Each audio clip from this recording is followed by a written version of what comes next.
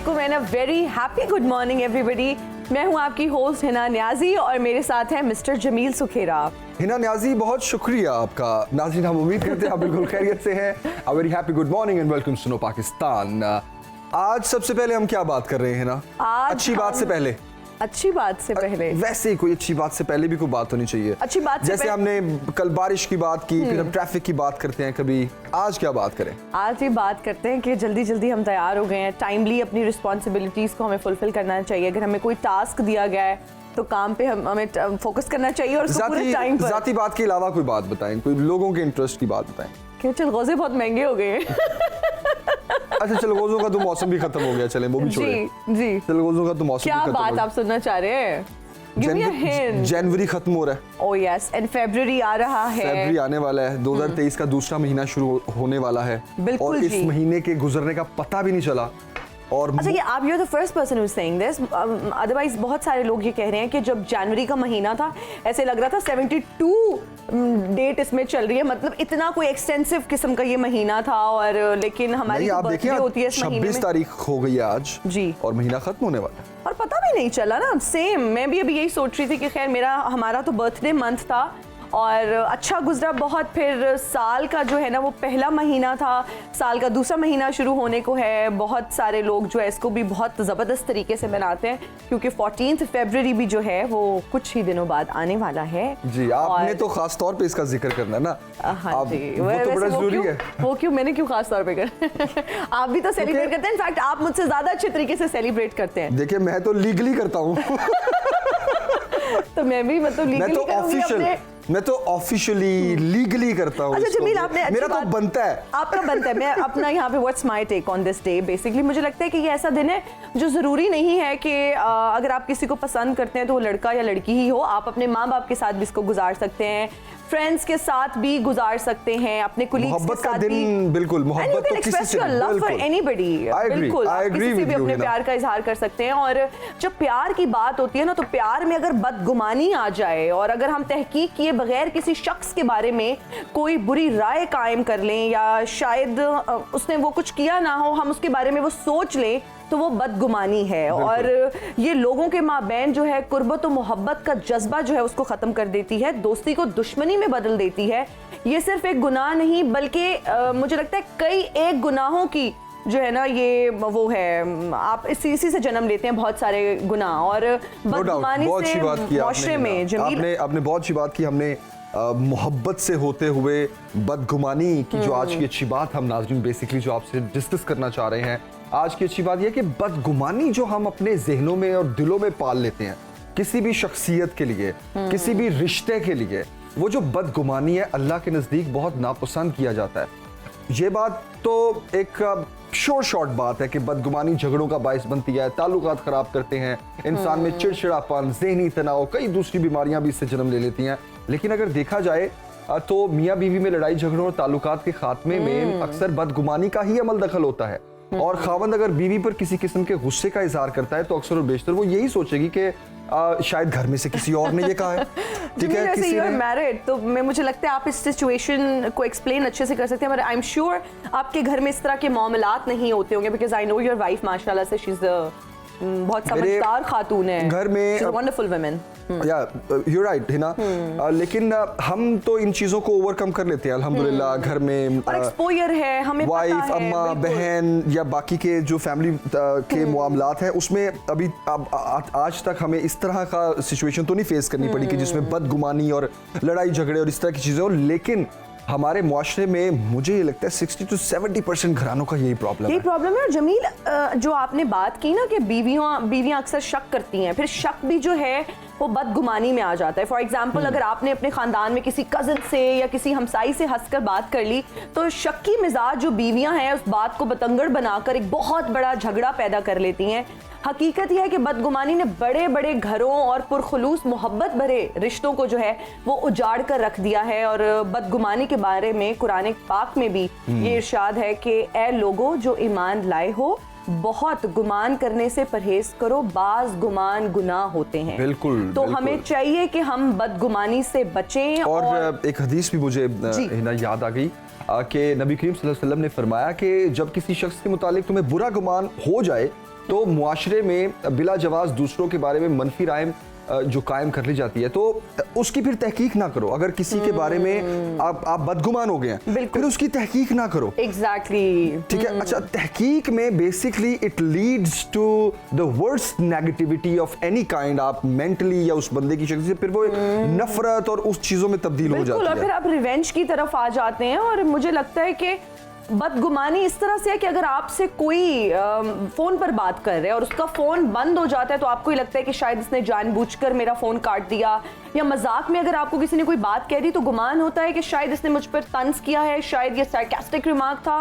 अगर किसी से अपने बारे में आप राय सुने और वो आपको थोड़ा सा भी समझा रहा है या आप पर क्रिटिसाइज करे, पॉजिटिव क्रिटिसिज्म, तो आपको ये लगता है कि शायद ये मेरे से जेलस हो रहा है। इसका शुमार जो है उन लोगों में होता है जो मेरा अच्छा नहीं सोचते।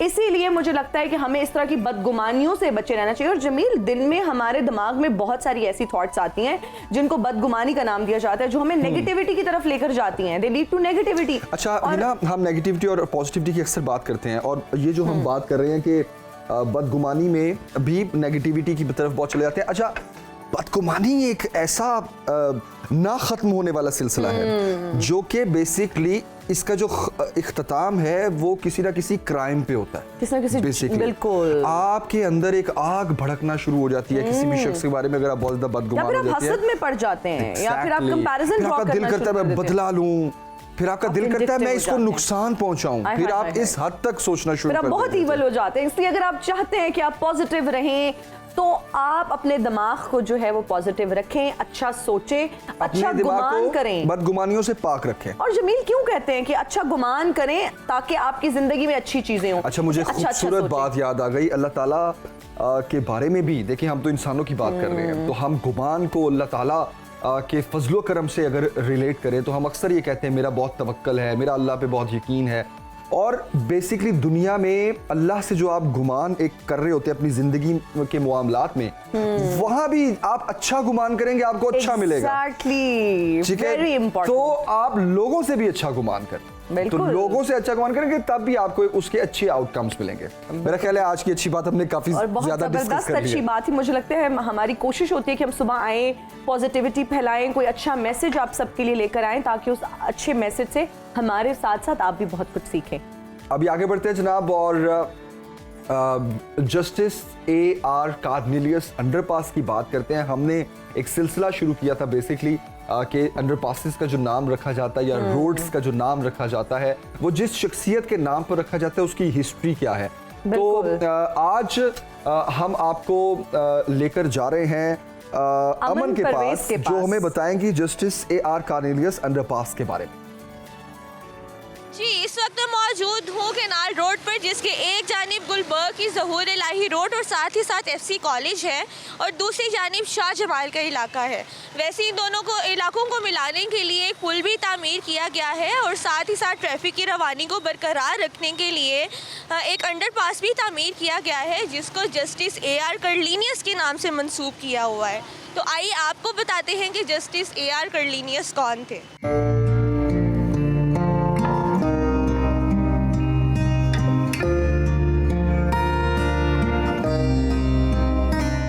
पाकिस्तान की अदलिया के रोशन सितारे जस्टिस AR कार्नेलियस 8 मई 1903 को आगरा की क्रिश्चियन फैमिली में पैदा हुए। इलाहाबाद यूनिवर्सिटी से ग्रेजुएशन के बाद आला तालीम के गर्ज से इंग्लिस्तान की कैम्ब्रिज यूनिवर्सिटी से कानून की डिग्री हासिल की। 1926 में हिंदुस्तान के सिविल सर्विसेज को बतौर असिस्टेंट कमिश्नर ज्वाइन किया। 1943 तक डिस्ट्रिक्ट सेशन जज रहे। क़याम पाकिस्तान के वक्त लाहौर हाई कोर्ट के जज रहे। उन्होंने तकसीम के बाद पाकिस्तान में रहने का फ़ैसला किया और जब पाकिस्तान की आइन की तैयारी का फरीज़ा जोगिंदरनाथ मंडल की निगरानी में शुरू हुआ तो जस्टिस कार्नेलियस उनके मुआविन की हैसियत से काम करते रहे। आपको सुप्रीम कोर्ट का एसोसिएट जज मुकर्रर किया गया। सिर्फ 2 साल के अरसे में जस्टिस कार्नेलियस सुप्रीम कोर्ट के बाकायदा और सीनियर जज बन चुके थे।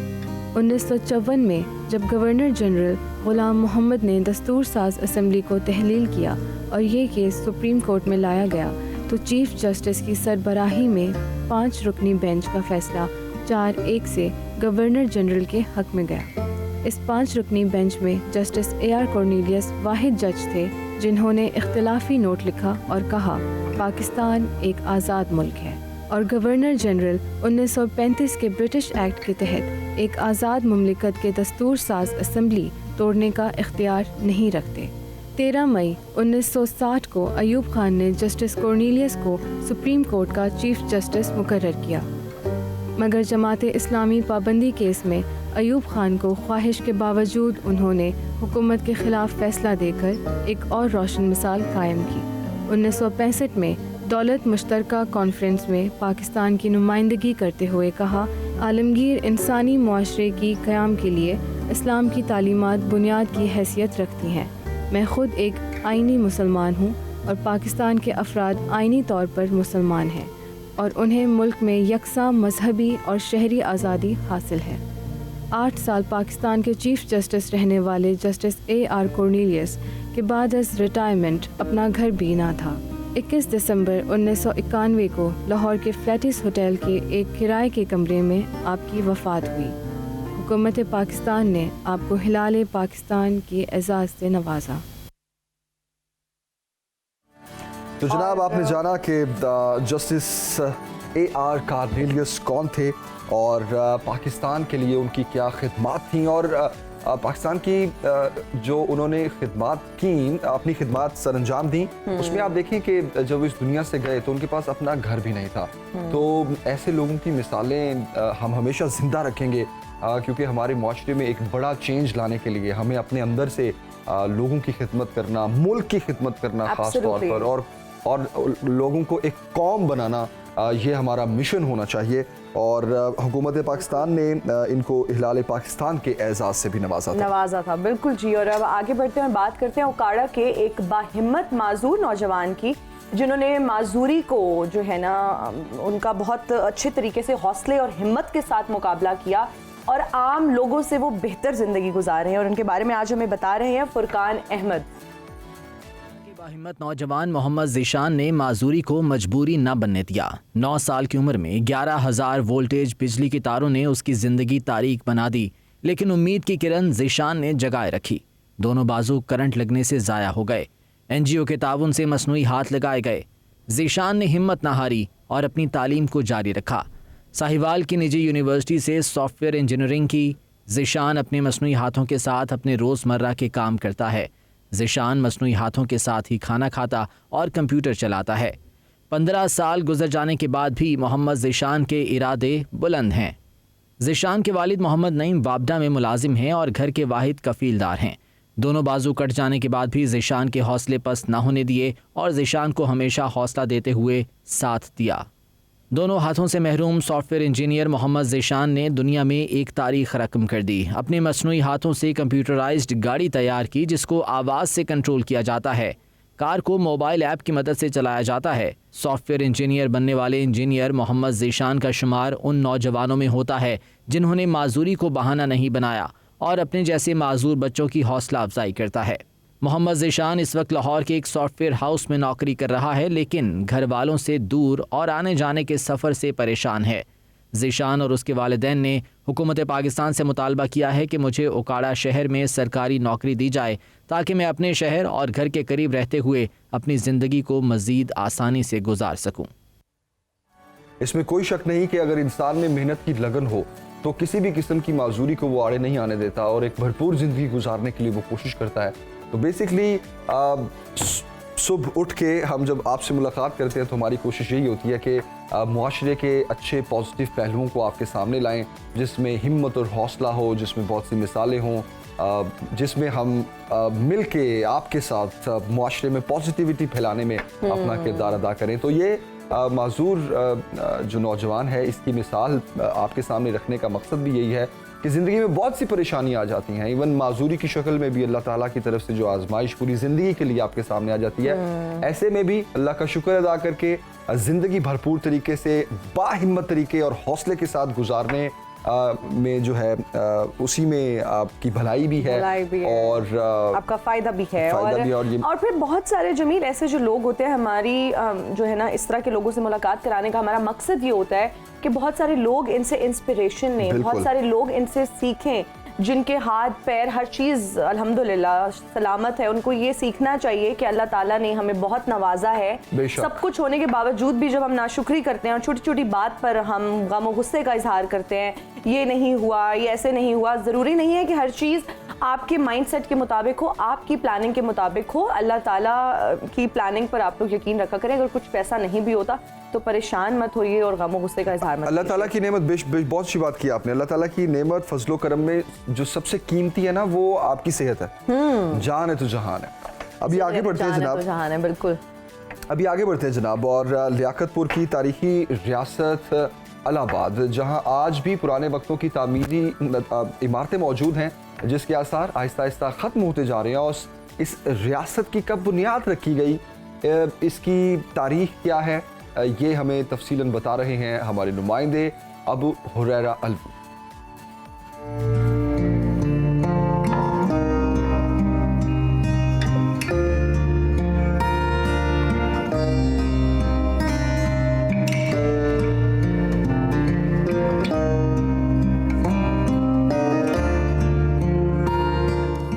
लियाकतपुर रियासत इलाहाबाद की बुनियाद 1727 में रखी गई और ये जागीर नवाब हयातुल्लाह खान तरीन ने सिंध से नकल मकानी करके आए अमीर सादिक मोहम्मद खान अब्बासी अव्वल को अता की, जिन्होंने यहाँ अपनी कोशिक और दीगर इमारतें तामीर करवाईं और इसे अपना पाया तख्त करार दिया। अमीर सादिक मोहम्मद खान अब्बासी की वफात के बाद मोहम्मद बहावल खान अब्बासी अव्वल ने इक्तदार संभाला तो उन्होंने 1748 में बस्ती सोढ़ादी झोंक के मुकाम पर दारुस्सरूर बहावलपुर नाम से एक नया शहर आबाद किया। हुकूमती मसलहतों के पेश नजर पाया तख्त इलाहाबाद से वहाँ मुंतकिल हो गया। पाकिस्तान मार्ज वजूद में आया तो फिर इलाहाबाद रियासत बहावलपुर के इंजमाम के बाद ज़बूहाली का शिकार हो गई। यहाँ आज भी कुछ पुराने वक्तों की इमारतें मौजूद हैं जो कि कारीगरों की महारत का पता दे रही हैं। देखभाल ना होने से इमारतों के आसार खत्म हो रहे हैं। इलाहाबाद को पहले तहसील बनाया गया, फिर होते होते म्युनिसिपल कमेटी, टाउन कमेटी और अब ये सिर्फ एक यूनियन काउंसिल रह गई है। यहाँ मुसलमानों के साथ साथ हिंदू कम्युनिटी की कदीमी इबादत गाहें और घर भी मौजूद हैं।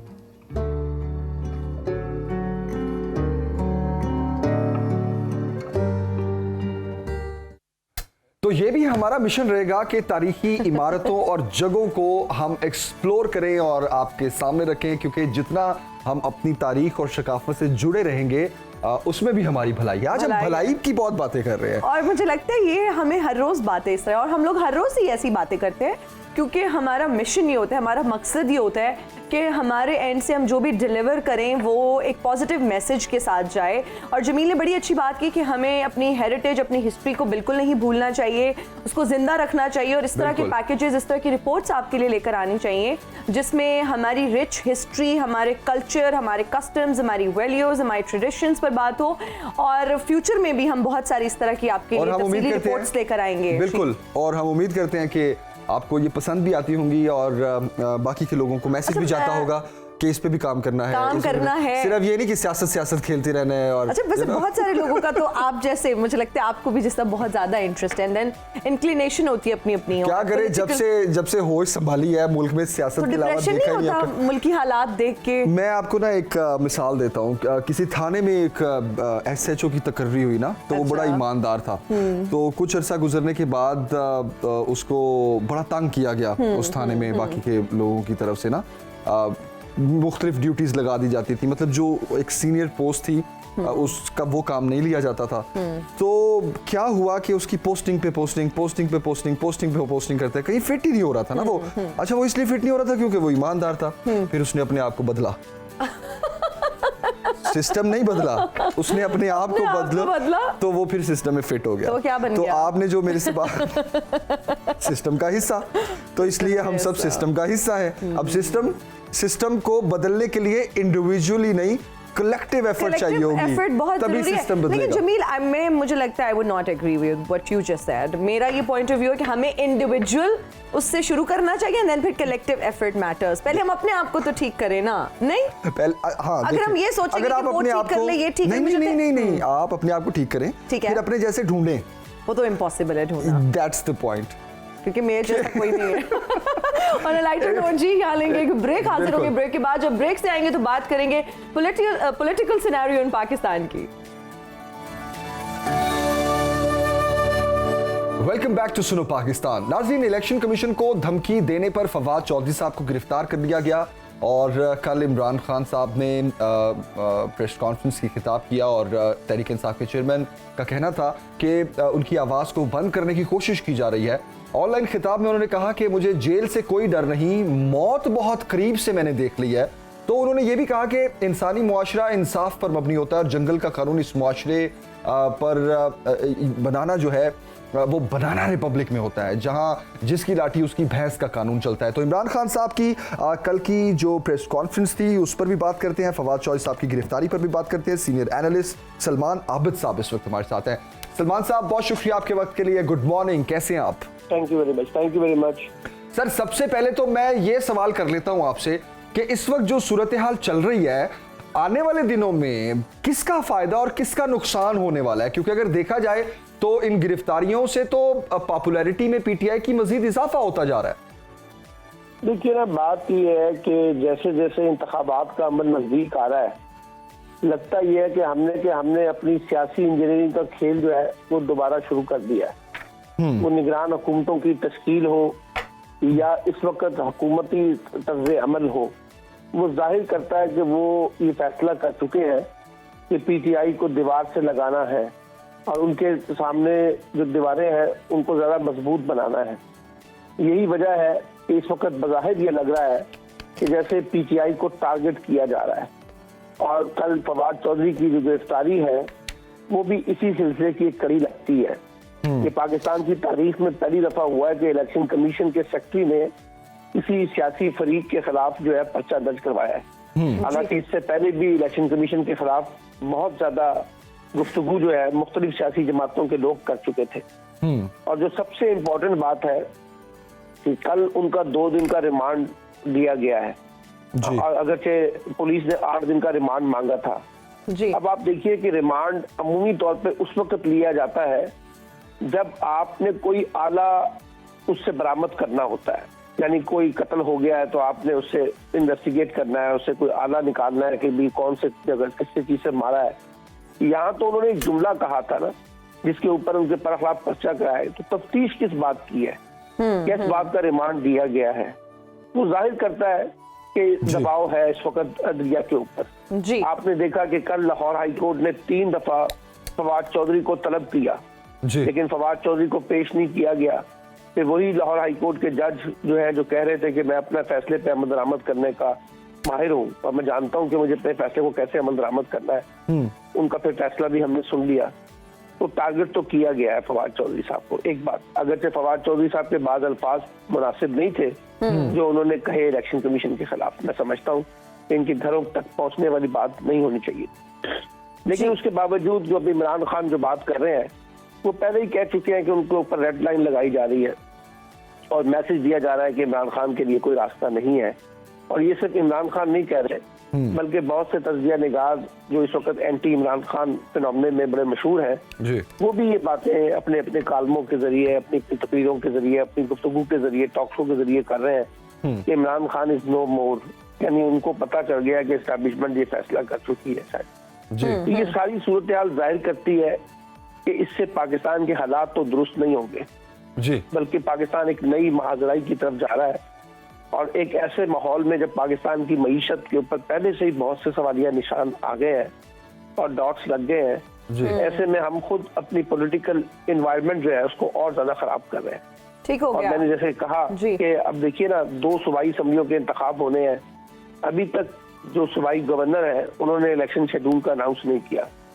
125 के करीब कौमी असम्बली के इस्तीफे कबूल कर लिए गए हैं, अभी तक कोई इलेक्शन शेड्यूल सामने नहीं आया। आइन कहता है कि 2 सूबाई असम्बलियों के इंतखाबात 90 दिन के अंदर, और जो कौमी असम्बली के ज़मीनी इंतखाबात है वो 60 दिन के अंदर होने हैं। लेकिन अभी हुकूमत के बेशुमार वज़रा ये कह रहे हैं कि इंतखाबात नहीं होंगे। सलमान आबिद साहब, आप क्या समझते हैं कि सूबाई हुकूमतें जो है खत्म करना खान साहब को महंगा पड़ गया? देखिए, ये कहा जा सकता है कि इमरान खान साहब ने सियासी उजलत का मुजाहरा किया है, क्योंकि जब ये बात कहीं तय नहीं हुई थी कि आम इंतखाबात होने हैं तो सूबाई असम्बलियों की तहलील का फिर कोई फायदा नहीं होना था। और ये बहुत से लोगों ने मुख्तलिफ औक़ात में कहा था कि अगर आम इंतखाबात हो रहे हैं तो सूबाई असम्बलियों को तहलील करना मुनासिब होगा, लेकिन अगर आम इंतखाबात का कोई माहौल कहीं ऊपर तय नहीं हो रहा तो फिर सूबाई असम्बलियों की तहलील जो है वो नुकसान साबित होगी। तो बज़ाहिर तो ये लग रहा है कि इस वक्त आम इंतखाबात का माहौल नहीं बन रहा, या आम इंतखाबात करवाना नहीं चाहती हुकूमत किसी भी सूरत में, तो फिर सूबाई असम्बलियों की तहलील के ऊपर क्वेश्चन मार्क तो लगेगा। फिर आप देखिए ना, अभी खुद से हुकूमत के लोग ये कह रहे हैं कि जो अबूरी सेटअप है, निगरान सेटअप, ये ज्यादा लंबे अरसे चलेगा। हुकूमत के बकौल पहले मर्दमशुमारी होगी। ये सारी बातें जो है इंतखाबात से फरार की है ना जी। और जब इंतखाबात से फरार हासिल करने की एक ही बुनियादी वजह है कि हुकूमत के पास कुछ नहीं है इंतखाबात में जाने के लिए, और वो समझती है कि अगर अब इंतखाबात करवाए गए तो उसको बराह रास्त फायदा इमरान खान को होगा। तो ये एक सियासी माहौल जो इस वक्त बना हुआ है, बदकिस्मती से हमारी सियासी जमातें चाहे वो हुकूमत में या अपोजिशन में है, उन्होंने माजी की गलतियों से कुछ सीखा तो नहीं है जी, और वही गलतियां दोबारा दोहराई जा रही है, या गलतियों में और ज्यादा गलतियां की जा रही है जी। अच्छा, सलमान आबिद साहब, पाकिस्तानी कौम को भुगत रहा है। जी बिल्कुल, जितनी पॉलिटिकल अनस्टेबिलिटी होगी उतना ही अवाम को भुगतना पड़ेगा, लॉलेसनेस भी और फिर महंगाई की सूरत में भी। सलमान आबिद साहब, आपने सेंसस का जिक्र किया। सेंसस के बगैर आम इंतखाबात तो नहीं हो सकते, लेकिन जो सूबाई असम्बली के इलेक्शंस हैं या फिर कौमी असम्बली से जो इस्तीफे दिए गए हैं उन पर तो हो सकते हैं। दो सिचुएशंस हैं, आपके ख्याल में क्या होने वाला है? नंबर 1, क्या सूबाई असम्बलियों के इलेक्शंस या फिर इस्तीफे जो दिए गए नेशनल असम्बली से उन पर होंगे इंतखाबात पहले, या फिर इसको भी लटकाया जाएगा और अबूरी सेटअप को 6-7 महीने गुजारने के बाद फिर आम इंतखाबात की तरफ जाया जाएगा? लेकिन अगर तब भी विदाउट सेंसस ही जाना है तो फिर अब इस वक्त आम इंतखाबात में ना जाने का फिर क्यों, आपके ख्याल में क्यों इस तरह किया जा रहा है? और फिर आपने कहा इमरान खान को फायदा होगा अगर अभी इलेक्शन में चले गए, तो जिस तरह गिरफ्तारियां हो रही हैं क्या तब इमरान खान को फायदा नहीं होगा? देखिए जमील साहब, बात यह है कि मैं नहीं समझता कि पहले सूबाई इंतखाबात हो, और ना ही इस वक्त बाई इलेक्शन जो है वो सूट करते हैं ज़मीनी इंतखाबात। अब इलेक्शन तो एक ही होगा, चाहे वो जनरल इलेक्शन आप अभी करवा लें या बाद में करवा लें। देखिए ना, 2 सूबाई असम्बलियों के इंतखाबात और 125 कौमी असम्बली की नशिस्तों पर इंतखाब, तो फिर एक आम इंतखाब भी होता है, बाकी क्या रह जाता है? 65% आपकी असम्बली तो खाली हो गई है, इसलिए जाना तो आपको जनरल इलेक्शन की तरफ होगा। अब ये जनरल इलेक्शन आप कब करवाना चाहते हैं? मई में करवाना चाहते हैं, अक्टूबर में करवाना चाहते हैं, या इलेक्शन करवाना ही नहीं चाहते? फिलहाल जी हुकूमत तो इस वक्त इलेक्शन को सूट नहीं कर रहा, अक्टूबर में भी सूट नहीं कर रहा, मैं आपको बताऊं जी। और इसी वजह से कहा जा रहा है कि इंतखाबात में ताखीर हो सकती है, लेकिन इसके लिए फिर उनको अदालतों को इस्तेमाल करना पड़ेगा, अदालतों से चीजों अपने फैसलों को वैलिड कराना पड़ेगा। फिर अदालतें उनको वैलिडेशन देती हैं नहीं देती हैं, वो एक अलग सवाल है। तो क्योंकि आइन जो है वो तो कहीं भी कोई स्पेस नहीं देता ना उनको भागने के। आपको हर सूरत में सूबाई इंतखाबात करवाने हैं 90 डेज के अंदर, हर सूरत में आपको 60 दिन के अंदर बाई इलेक्शन करवाने हैं। अब अगर आप इसको इससे फरार इख्तियार करना चाहते हैं तो फिर आप, इसका मतलब है कि कोई इलीगल चीजें करेंगे, और पाकिस्तान की तो तारीख भरी पड़ी है गैर कानूनी काम करने की, गैर आईनी काम करने की, कोई नई बात तो नहीं है। अच्छा, सलमान आबिद साहब, आपने, मैं एक मेरा सवाल इसमें ऐड कर लें, आपने जिस तरह अभी बात करे कि गैर कानूनी और गैर आईनी जो काम करने की का जो एक तरीका कार है और जो रिवाज है पाकिस्तान की सियासत में, अभी जो अबूरी सेटअप में निगरान वज़ीर आला पंजाब की तकर्री का मामला है, जिस तरह इस वक्त उनके अंडर बड़े बड़े ओहदों पर ब्यूरोक्रेसी को चेंज किया जा रहा है, इस तरह का चेंज तो हमने नजम सेठी और हसन अस्करी के दौर में भी नहीं देखा। और हसन अस्करी साहब और नजम सेठी के दौर में जब वो अबूरी सेटअप में निगरान वज़ीर आला बने थे तो RTS बैठ जाना और 35 पंक्चर वाली बातें थी। तो आपके ख्याल में अब इस सेटअप में कितने पंक्चर लगने वाले हैं, या PTI को एक बड़ा नुकसान पहुंचाने की क्या तैयारी की जा रही है पंजाब में? देखिए ना, जब उनकी तकर्री की गई है निगरान वज़ीर आला पंजाब की, तो उस वक्त ही समझ आ गए थे कि सियासी अज़ाइम है, और जिस पैमाने पर अब तबादले हो रहे हैं और ख़ास तौर पर चुन चुन कर ऐसे अफराद को लाया जा रहा है जो एंटी इमरान खान है, तो मकसद तो बड़ा वाज़ेह है ना जी कि आपने, मैंने कहा ना कि इमरान खान का रास्ता रोकना है, तो आपने सियासी इंजीनियरिंग का खेल तो शुरू कर दिया। और मैं तो उन लोगों में से हूँ जो कह रहा हूँ कि 2023 का इंतखाब अपने इंतखाब से पहले ही मुतनाज़ा हो गया है। और जिस तरीके से कौमी असम्बली में हालात हो रहे हैं, जिस तरह से वफाकी हुकूमत के इकदाम हो रहे हैं, जिस तरह से निगरान सेटअप के मामला चल रहे हैं, सब जगह पे सियासत ही हो रही है ना। और जब फैसले सियासत की बुनियाद पे होंगे, पसंद और नापसंद की बुनियाद पे होंगे, हमायत या मुखालफत की बुनियाद पे होंगे, तो फिर शफाफ इंतखाबात का मामला तो बहुत पीछे रह जाएगा भाई। फिर इंतखाबात की शफाफियत पे तो अभी से सवालियात उठने हो गए, तो फिर आगे जाके तो और ज्यादा सूरत होगी। इसीलिए मैं नहीं कहता कि मसला सिर्फ इमरान खान का है, इमरान खान जो बातें कर रहे हैं, ये तो बहुत से लोग जो सियासी समझ बूझ रखते हैं वो भी देख रहे हैं कि हालात किस तरफ जा रहे हैं। जी। सलमान आबिद साहब, तो ऐसी सूरत हाल में क्या पीटीआई और पीडीएम के दरमियान मुज़ाकरात की कोई सूरत हाल निकल सकती है? देखिए, नहीं, मेरा ख्याल है कि मुज़ाकरात से बात बहुत आगे जा चुकी है। और ये बदकिस्मती है अनफॉर्चुनेटली कि पाकिस्तान में जो सियासी इख्तलाफ है वो सियासी दुश्मनी में बदल गया है। अब आप देखिए ना, जिस किस्म की बातें हो रही हैं इमरान खान के खिलाफ, वो जाहिर करती हैं कि इस वक्त हमारी सियासत में तलखी बहुत आगे तक जा चुकी है जी। और मुज़ाकरात की बात जहां होनी थी वहां नहीं की गई। अब आप देखिए ना, जब ये इशारा दिया गया कि पीटीआई के लोग वापस कौमी असम्बली में जा रहे हैं, तो एक ख्याल था कि चले बात आगे बढ़ेगी, उनको अपनी गलती का एहसास हुआ है, शायद चीजें आगे की तरफ लेके जाएंगे। लेकिन फिर आपने देखा कि फौरी तौर पर किस तेजी से कौमी असम्बली के स्पीकर ने तमाम इस्तीफे जो है वो कबूल कर लिए। अब वहां अगर आपने मफामत की बात करनी थी तो आने देते हैं उनको कौमी असम्बली में, लेकिन आप तो पहले तय कर चुके हैं कि अब निगरान वजीर आजम का जब इंतखाब होगा वो इमरान खान के साथ नहीं होगा, वो राजा रियाज के साथ होगा जी। तो फिर नतीजा भी आप देख रहे हैं, इस वक्त तलखी बहुत ज्यादा आगे बढ़ चुकी है। अच्छा सलमान आबिद साहब, आखिरी सवाल मैं आपसे पूछना चाहूँगा, अगर तलखी इतनी बढ़ चुकी है और मफामत की सूरत हाल नज़र नहीं आ रही, तीन सिचुएशंस फिर सामने बचती हैं, या तो नेशनल गवर्नमेंट आ जाए, या फिर मुआशी इमरजेंसी लग जाए, या फिर अल्लाह ना करे मार्शल लॉ की सूरत हाल कोई मुल्क में पैदा हो जाए, तो आपके ख्याल में आपको आने वाले दिनों में क्या नज़र आ रहा है सर? देखिए, पहले ही पाकिस्तान 75 बरसों में मुख्तलिफ किस्म के मुहिम जोई और सियासी एडवेंचर करता रहा है। ना मार्शल लॉ ने कभी पाकिस्तान को आगे बढ़ाया है, ना इस तरह के अबूरी सेटअप जो है वो आगे बढ़ा सकेंगे, और ना ये माशी माहिरीन के ऊपर मुश्तमिल टीमें जो है पाकिस्तान को बुरहान से निकल सकेंगे। एक ही रास्ता है, वो सिर्फ आईनी रास्ता है कि आप इंतखाबात करवाएं और जो इंतखाब जीत रहा है उसको जीतने दें, शफाफियत को यकीनी बनाएं और निज़ाम के तसलसल को बरकरार रखें।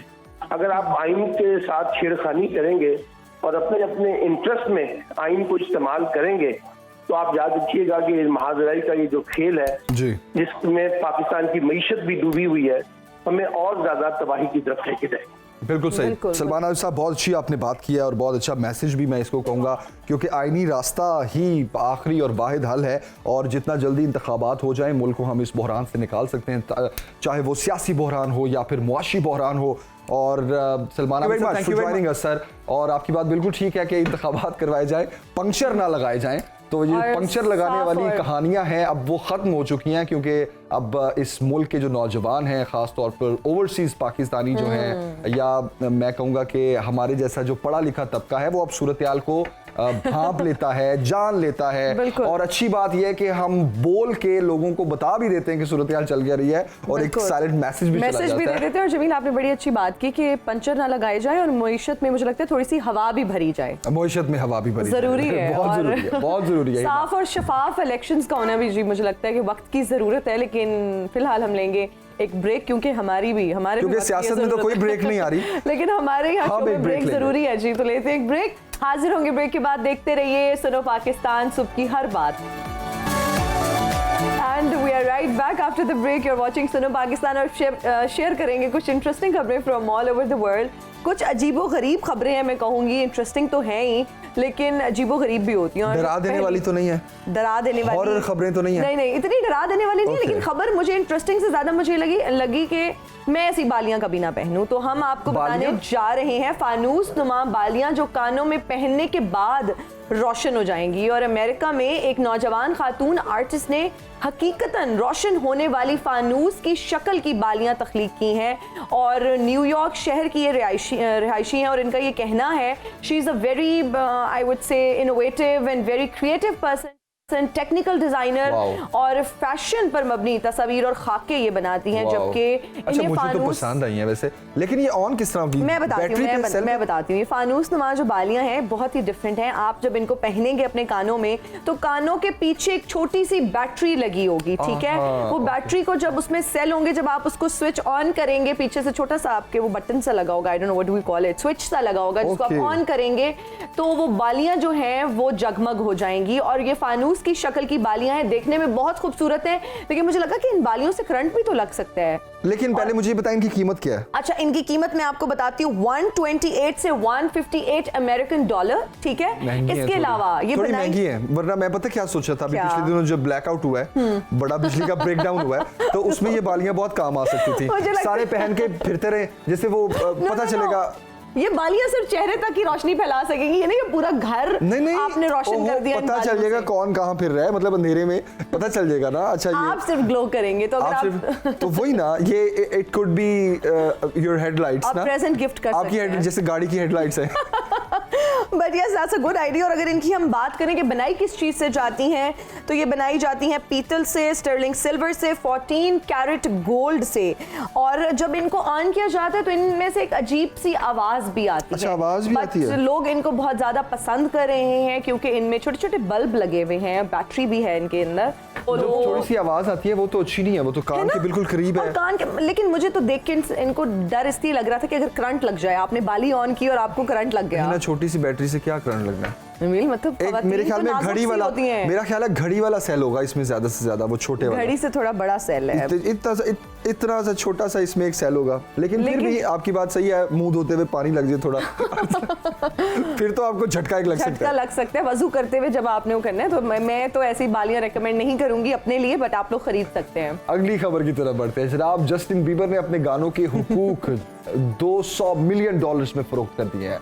मारूफ पॉप गुलकार जस्टिन बीबर ने अपने गानों के राइट्स फरोख्त कर दिए हैं। उनके गानों के हुकूक का म्यूजिक पब्लिशिंग और रिकॉर्डिंग कंपनी ने खरीदे हैं और इस मुआहदे को अमेरिकी म्यूजिक इंडस्ट्री की सबसे बड़ी डील करार दिया गया है, जो कि $200 मिलियन है, यानी कि 20 करोड़ डॉलर्स में तय हुई है। तो पाकिस्तानी हिसाब अभी करते हैं कि 20 crore dollars, okay, 20 crore multiply आप करें 250 से। My maths is like really 270 से। हाँ, अभी से ही 300 पे कर लें, क्योंकि आने वाले दिनों में 4 लाख होने वाले हैं। जमील, पहले ये बताइए रेट क्या चल रहा है डॉलर का? देखिए, ऑफिशियल रेट तो 230, 25, 27 ये ऊपर नीचे होता रहता है, लेकिन ब्लैक मार्केट में 55, 250, 255, 260 इस तरह से मिल रहा है, और वो भी ढके छुपे अंदाज में। अच्छा जी, डॉलर है, हाँ जी है, कितने का मिलेगा? इतने का मिलेगा, ओके जी, इतने पहुंचा दें, इस तरह। डॉलर तो मिल ही नहीं रहा है इनफैक्ट, मैं ये कहूंगी। बट यस, ये जो आपने जिस डील की बात की और कॉपीराइट्स बहुत जरूरी है। 290 गाने हैं इसमें। अच्छा जमील, मुझे ये जस्टिन बीबर का जो आपने इन्फॉर्मेशन दी ना, इससे मुझे वो जस्टिन बीबीज याद आई, जिन्होंने पाकिस्तान में जस्टिन बीबर के गाने बेबी को गाया था और वो इतना वायरल हुआ। और यहाँ पर भी जो उनके गानों का जिक्र अगर करना चाहें तो उसमें बेबी और सॉरी समेत जो बहुत सारे और गाने वो फरोख्त किए गए हैं, उनके वायरल गाने। आप हंस क्यों रहे हैं? आपने जिस तरह कहना जस्टिन बीबीज, जस्टिन बीबीज थी। ऐसे वाकई उन्होंने बहुत अच्छा गाया था, बहुत अच्छा कॉपी किया था। अच्छा, आप और याद है कि वो कह रही थी कि हमने सिर्फ सुन के याद किया है, लाइक हमें ये भी नहीं पता कि वो बोल क्या रहा है। आप यकीन माने, जब आप उनको सुनते थे ना, उनके लिरिक्स उनको भी नहीं पता था वो क्या गा रही है, बस वो गा रही होती थी, लेकिन मजा आता था उनको सुन के। और अंग्रेजी के जो उनका, मैं कहूँगी जो प्रोनाउंसिएशन थी, तलफ़ुज़ था, वो बहुत एक्यूरेट था और बहुत अच्छे तरीके से एक फ्लो में उन्होंने भी गाया, और बहुत वायरल भी इसी वजह से हुई थी क्योंकि उनको खुद भी नहीं पता था वो क्या गा रही हैं, but they sang really well and they did a good job। Anyways जी, प्रोग्राम में आगे बढ़ते हैं और बात करते हैं। एक और बड़ी खबर देते हैं आपको। ये बहुत बड़ी खबर है, बहुत बड़ी खबर है, और लेकिन मजेदार खबर है। और मुझे जल्दी से बताएं ना, छुपन छुपाई खेलते हुए क्या हुआ है? मुझे लगता है बचपन में सबने छुपन छुपाई का खेल जो है ना वो जरूर खेला होगा, और इस खेल में हर बच्चे की कोशिश होती है कि वो ऐसी जगह पर जाकर छुपे जहां से कोई ढूंढ ना सके।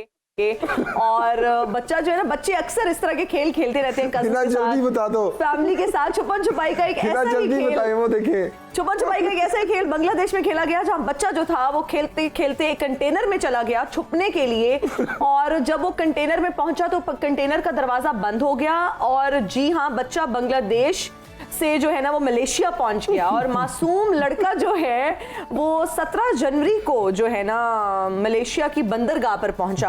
तो आप सोचें कि 6 दिन वो कंटेनर के अंदर भूखा प्यासा रहा, उसने कोई शोर नहीं किया। जब बंदरगाह पर वो पहुंचा मलेशिया की और वहां पर उन्होंने कंटेनर खोला तो बच्चा उसमें से भागता हुआ बाहर आया और उसने बताया कि वो छुपन छुपाई खेल रहा था बांग्लादेश में और वो कंटेनर में चला गया छुपने के लिए और अचानक से कंटेनर का दरवाजा बंद हो जाने की सूरत में वो 6 दिन तक उसी कंटेनर में रहा। और मुझे ना ये सुनकर अफसोस भी हुआ थोड़ा सा बच्चे के लिए। I feel bad for that kid. मुझे लगता है कि माँ बाप को बच्चों पर थोड़ा सा स्ट्रिक्ट चेक एंड बैलेंस रखना चाहिए। बच्चों को जरूर भेजें यहाँ बाहर खेलने के लिए पार्क्स में, लेकिन फिर किसी की सर्वेलेंस में बच्चों को भेजें, क्योंकि बच्चे तो बच्चे हैं, उनको क्या पता। और खुशकिस्मती से वो बच्चा जो है वो बिल्कुल ठीक था, लेकिन 6 दिन जमील बगैर पानी के खाने के आपने बहुत अच्छी बात की। आपने अपने पेरेंट्स को भी मैसेज दे दिया। वाकई दैट्स ट्रू कि आप पेरेंट्स को नजर रखनी चाहिए अपने बच्चों पे। लेकिन ये जितनी इंटरेस्टिंग खबर है कि आप सोचे कि आप छुपन छुपाई खेल रहे हैं और आप खेल में आप छुप गए और 6 दिन बाद आप मिले और आप मलेशिया से मिले। ज्यादा से ज्यादा अगर हम खेलते तो हम तो मियां चन्नू या कोई इस तरह की जगह ही पहुंच सकते थे। हमने क्या अमेरिका पहुंचना था? हाँ, नहीं मियां वाली कहती ना, आप मियां चन्नू। मियां वाली से मियां चन्नू पहुंचना था। अच्छा मियां चन्नू, नोट कर ले। बचपन तो मेरा मियां वाली गुजरा है ना। प्रोड्यूसर साहब नोट कर ले, मियां वाली से अगर ये मियां वाली में गुम हो ही ना तो ये मिलेगी मियां चन्नू से। ठीक है, एक रास्ता तो हमें पता चल गया। जी और जी आगे बढ़ते हैं और अब बात करते हैं कैफी खलील की। बिल्कुल, उनका गाना कहानी सुनो जो है वो उसने धूम मचा दी है और इस गाने को अब तक YouTube पर 6 करोड़ 10 लाख से ज्यादा बार देखा जा चुका है। और ये गाना कहानी सुनो YouTube पर मकबूल 100 ग्लोबल गानों की फहरिस्त में भी इसको शामिल किया गया और उस पे ये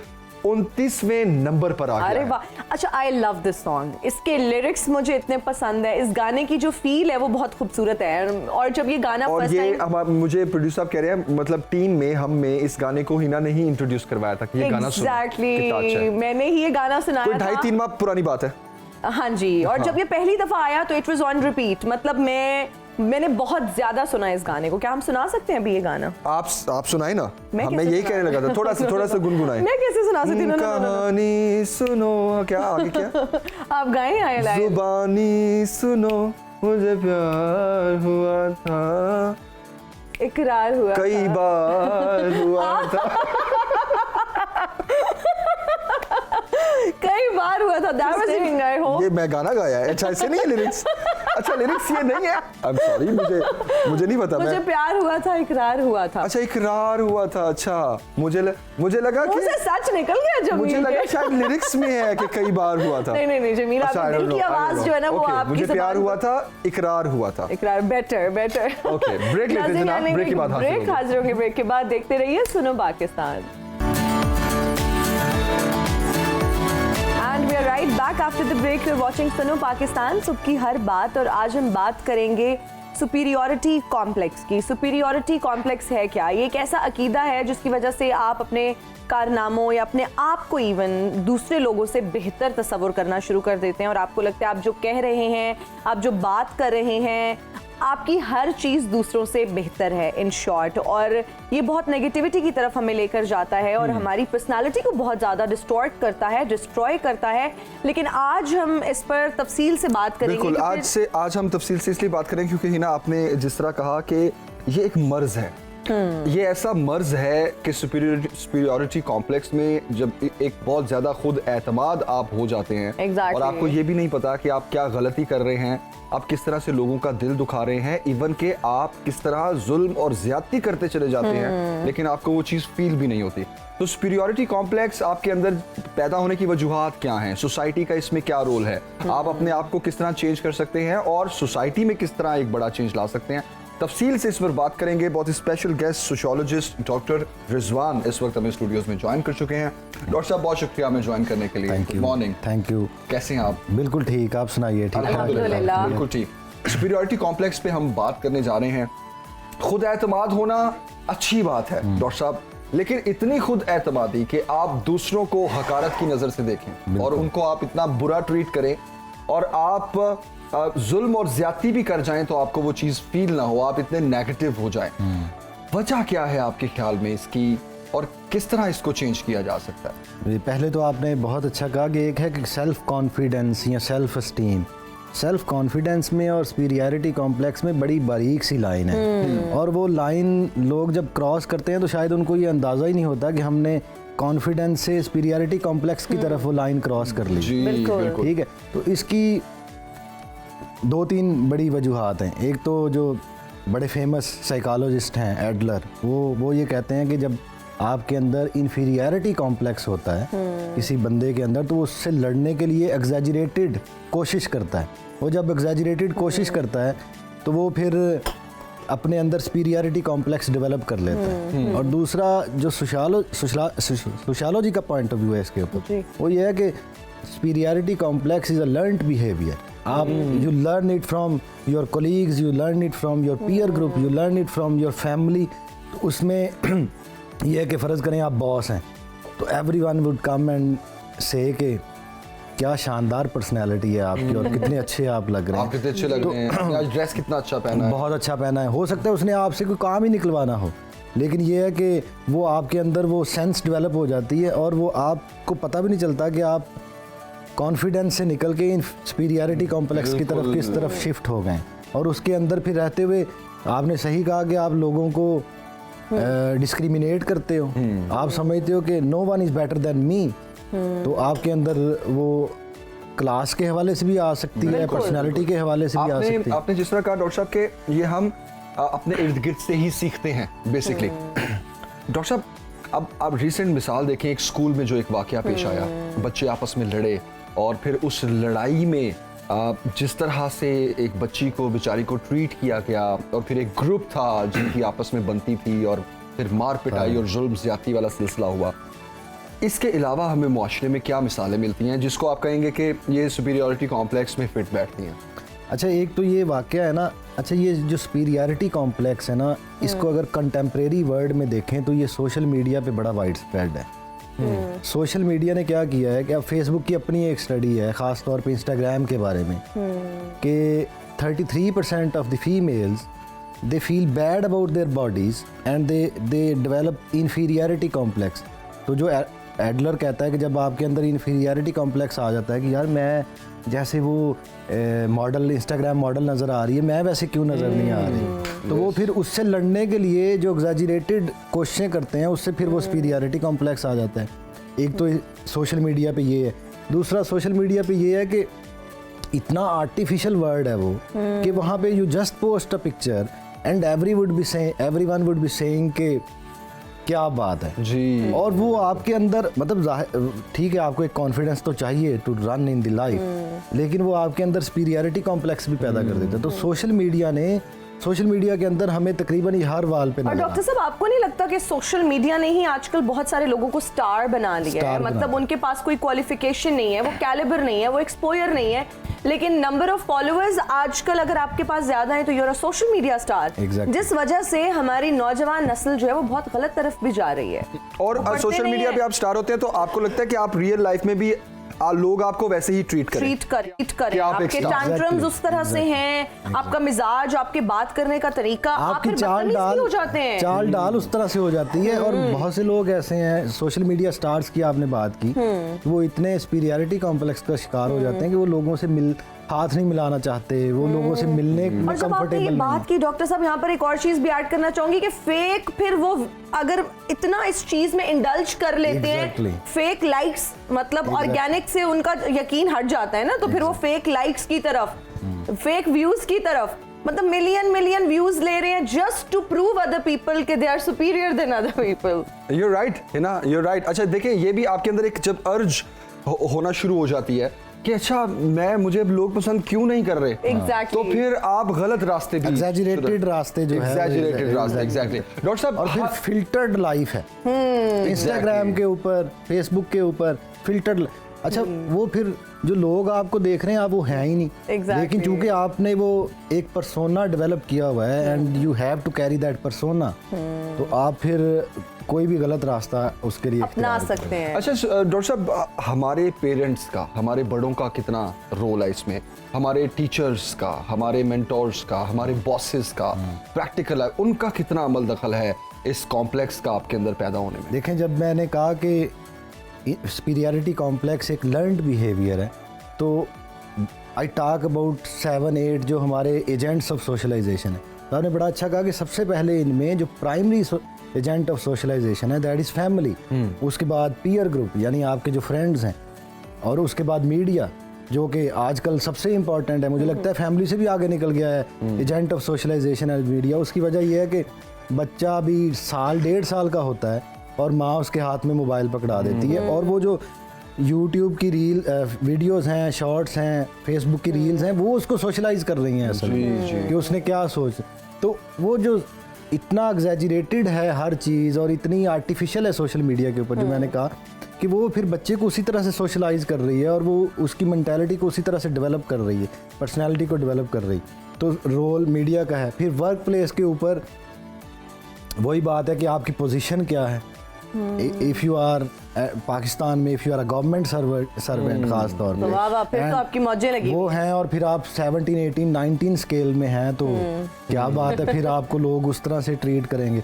फिर आपकी रियासत भी आपके साथ किस तरह से डील करती है, वो क्या है कि आपने सिग्नल तोड़ा है तो आपने वार्डन वाले को ये बताना है कि मैं कौन हूँ, बहुत बड़ी चीज़, ठीक है। अगर आपने ये नहीं बताया तो अगर आपने ये नहीं बताया तो वो आपका चालान काट देगा, क्योंकि आपने फ़ोन करवाना या कुछ भी आप कह सकते हैं। और आजकल ये आप बिल्कुल ठीक कह रहे हैं डॉक्टर साहब कि अगर आप कोई ट्रैफिक रूल या ट्रैफिक के कवानीन को तोड़ते हैं तो पहली बात होती है कि जरा लीजिए इनसे बात कीजिए। अच्छा हिना, ये जो बात करने वाला है ना, इससे भी अब कहानी दूसरी तरफ चल पड़ी है। डॉक्टर साहब, मैं अचानक मेरे ज़हन में ये चीज़ आ गई, जरूर, ये लोग बड़ी शख्सियात के साथ पिक्चर्स लगाना, Exactly. ये क्या है? ये क्या फीलिंग्स हैं? आई डोंट नो, मुझे नहीं पता। फलां सीएम बन गया तो जिसके साथ पास उसके साथ पिक्चर्स थी उसने वो पिक्चर लगा दी, या किसी का कुछ जानने वाला आईजी से मिलने गए, या किसी भी बड़ी पर्सनालिटी पॉलिटिकल या किसी से भी मिलने गए, उसका क्या मकसद होता है? ये देखें, ये भी आप अपने आप को पोर्ट्रे, हाँ, आप अपने आप को पोर्ट्रे करना चाहते हैं ना उस तरह से, तो वो आप सोशल मीडिया की ये भी देन है। सोशल मीडिया से पहले ऐसा नहीं था, लोग मतलब तस्वीर, अब तो ये ना कि आप वो नहीं थे डॉक्टर साहब, वो कैमरा एक होता था जिसमें 30 तस्वीरें आती थी, आधी तो खराब होती थी। आप MP MNA के साथ तस्वीर पोस्ट करके या DC के साथ तस्वीर पोस्ट करके यू फील लाइक कि आपका बड़ा बोस्टफुल हो गया। अच्छा, वो बड़ा अच्छा एक वाकया एक बंदे ने सुनाया। तो एक बंदा, वो पॉलिटिशियन था खुद जो सुना रहा था, तो वो कहता है एक बंदा मेरे पास आया तो मेरे कान में उसने पूछा कि आप चाय पियेंगे? तो मीनवाइल किसी ने उसकी तस्वीर बना ली, तो फिर उसने लिखा कि डिस्कसिंग पॉलिटिक्स विद जी। This is how social media works actually.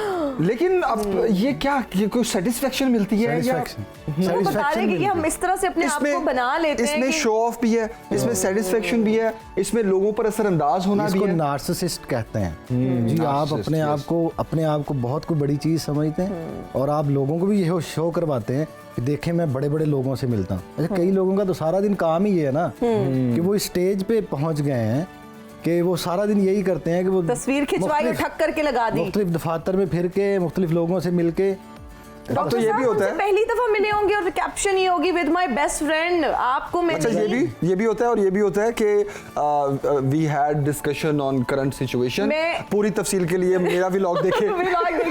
अच्छा, यहाँ पर आई डोंट नो, हमारे पास टाइम भी बहुत कम है, I would like to add one thing. इसी तरह मैं एक रेस्टोरेंट में गई और मेरे पास, जो कि मैं बहुत आजकल अवॉइड करती हूँ, कि एक फैन आया, एक लड़का मेरे पास आया और उसने कहा कि जी मैं आपका बहुत बड़ा फैन हूँ और मैंने आपके साथ पिक्चर लेनी है। तो मैं फैमिली के साथ ही, तो मैंने साइड पे होके पिक्चर बनवा ली। अब वो पिक्चर इतनी वायरल हुई और उसने कैप्शन क्या लिखी, meeting my friend Hina Niazi after so long, had wonderful time, enjoyed dinner and gupshup with Hina Niazi. मुझे डिफरेंट लोग वो पिक्चर भेज रहे हैं कि इज ही योर फ्रेंड, इनके साथ आप गपशप कर रही थी, डिनर पे जा रही थी, तो इन्होंने हर जगह पोस्ट कर। अच्छा हिना, यहीं पे वो एक बारीक सी लाइन है बेसिकली जो जिसका डॉक्टर साहब भी जिक्र कर रहे हैं कि बेसिकली वो आपकी पर्सनैलिटी में एक ऐसा कॉम्प्लेक्स पैदा कर देती हैं कि वहां से आप अपने आप को बड़ा सुपीरियर समझना शुरू हो जाते हैं। तो मुआशरे के जो रवैये हैं, अच्छा डॉक्टर साहब क्या है इसका सोल्यूशन की तरफ आते हैं, एक बिगर चेंज के लिए हमें क्या छोटी छोटी कोशिशें करनी चाहिए? देखें, एज अ सोशियोलॉजिस्ट मैं ये समझता हूँ कि हमारे जो फैमिली है और जो मीडिया है खास तौर पे, इन दोनों का बड़ा अहम रोल है इसके अंदर। अब मीडिया ने अनफॉर्चुनेटली खास तौर पे सोशल जो मीडिया की एप्स हैं, SNN जो हैं, उन्होंने इस चीज़ को बड़ा बढ़ावा दिया है। ये जो आप बात कर रहे हैं ना कि मेरा व्लॉग देखें, क्योंकि इसके साथ इकोनॉमी जोड़ दी गई है ना, क्योंकि आपने कहा कि फेसबुक के जितने व्यूज होंगे उतने आपको पैसे मिलेंगे, तो इसका मतलब है कि आप पैसे कमाने के लिए किसी भी हद तक जा सकते हैं, ठीक है। तो एक तो मेरा ख्याल है कि ये बिजनेस मॉडल के अंदर बड़ा फॉल्ट है, और ये इस कैपिटलिस्ट वर्ल्ड के अंदर, सरमायादाराना निज़ाम के अंदर, पता नहीं इस बिजनेस मॉडल को कभी चेंज किया जा सकेगा या नहीं सकेगा। लेकिन मेरा ख्याल है कि फैमिली के एंड पे ज़रूर ये फैमिली का, पेरेंट्स का ये रोल है कि वो अपने बच्चों को ये समझाएं कि आपने ज़िंदगी में एक बैलेंस लेके चलना है, बैलेंस क्रिएट करना है। यू शुड बी कॉन्फिडेंट, बड़ी अहम बात है, लेकिन उस कॉन्फिडेंस को लेके आपने लोगों को डिस्क्रिमिनेट नहीं करना। डॉक्टर साहब, ये जो माएँ आजकल बच्चों को खुद से दे रही हैं, जिस तरह से आपने कहा सोशल मीडिया की एक्सेस वो ज़रूरी है, वो हमारे इस वक्त की ज़रूरत भी है। हम क्योंकि पैराडाइम शिफ्ट आया है, हम पीछे भी नहीं रह सकते दुनिया से।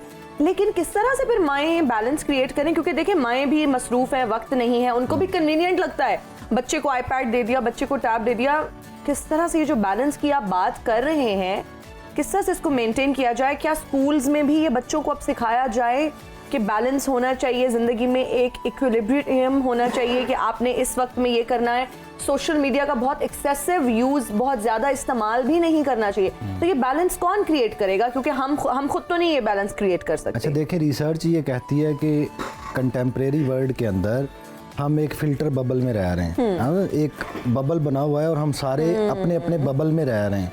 अच्छा, उस बबल को तोड़ने की ज़रूरत है असल में, और वो फिल्टर बबल जो है ना, वो फेस मेटा ने प्रोफाइलिंग के बाद वो फिल्टर बबल को बहुत ज़्यादा बढ़ा दिया है। मतलब आप कोई भी चीज़ देखें ना आज सोशल मीडिया के ऊपर, आपको उसी तरह का कंटेंट आना शुरू हो जाता है। तो पेरेंट्स को असल में ये चाहिए कि वो बच्चे जो उनका देख रहे हैं उसको मॉनिटर करें कि वो क्या देख रहे हैं, मॉनिटर करें, और उसको ऑप्शन है कि जी आप बच्चों के लिए खास तौर पे यूट्यूब पे और तरह का कंटेंट आप फिल्टर कर सकते हैं, ठीक है, आप उसको फिल्टर कर सकते हैं।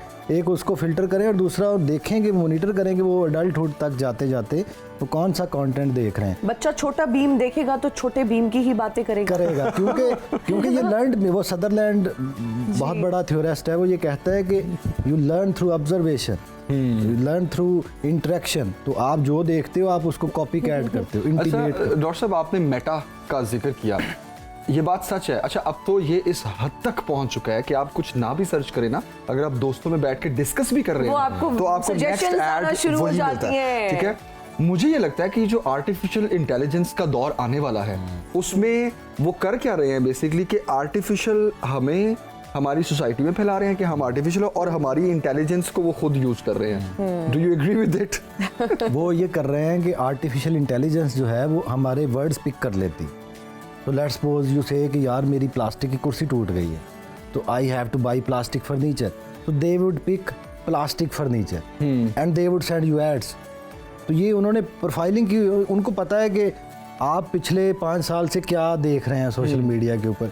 अब तो ये ना कि हम, अब तो इतनी AI हो गई, आर्टिफिशियल इंटेलिजेंस हो गई कि जो हम सोच रहे होते हैं सर्च करने का, बिल्कुल वो तो हम जो बात ये कर रहे थे वो भी यार, वो जो हम बात कर रहे थे कि फेक हम करना शुरू हो गए चीजों को, इस सुपीरियरिटी कॉम्प्लेक्स में कि हम सोशल मीडिया पर भी फेक पिक्चर्स लगाना, फेक। अब वो आपको याद है वो एक एक्ट्रेस थी जिन्होंने खुदकुशी कर ली, उनकी पिक्चर्स, कोई भी एक पिक्चर स्माइल के बगैर नहीं थी, लेकिन वो इतनी डिसहार्ट होगी, इंडियन एक्ट्रेस थी, बिल्कुल इतनी डिसहार्ट होगी। पाकिस्तान में ऐसी बहुत सारी एग्जांपल्स हैं। एंड देन आए दिन हम देख रहे होते हैं कि सेलिब्रिटीज की हम पिक्चर्स देख रहे होते हैं, वो इंटरनेट से लेके, पिंटरेस्ट से लेके अपनी तस्वीर लगा दी और नीचे कैप्शन लिख दी जी माय कप ऑफ कॉफी, उठाई हुई किसी हॉलीवुड एक्ट्रेस की तस्वीर है।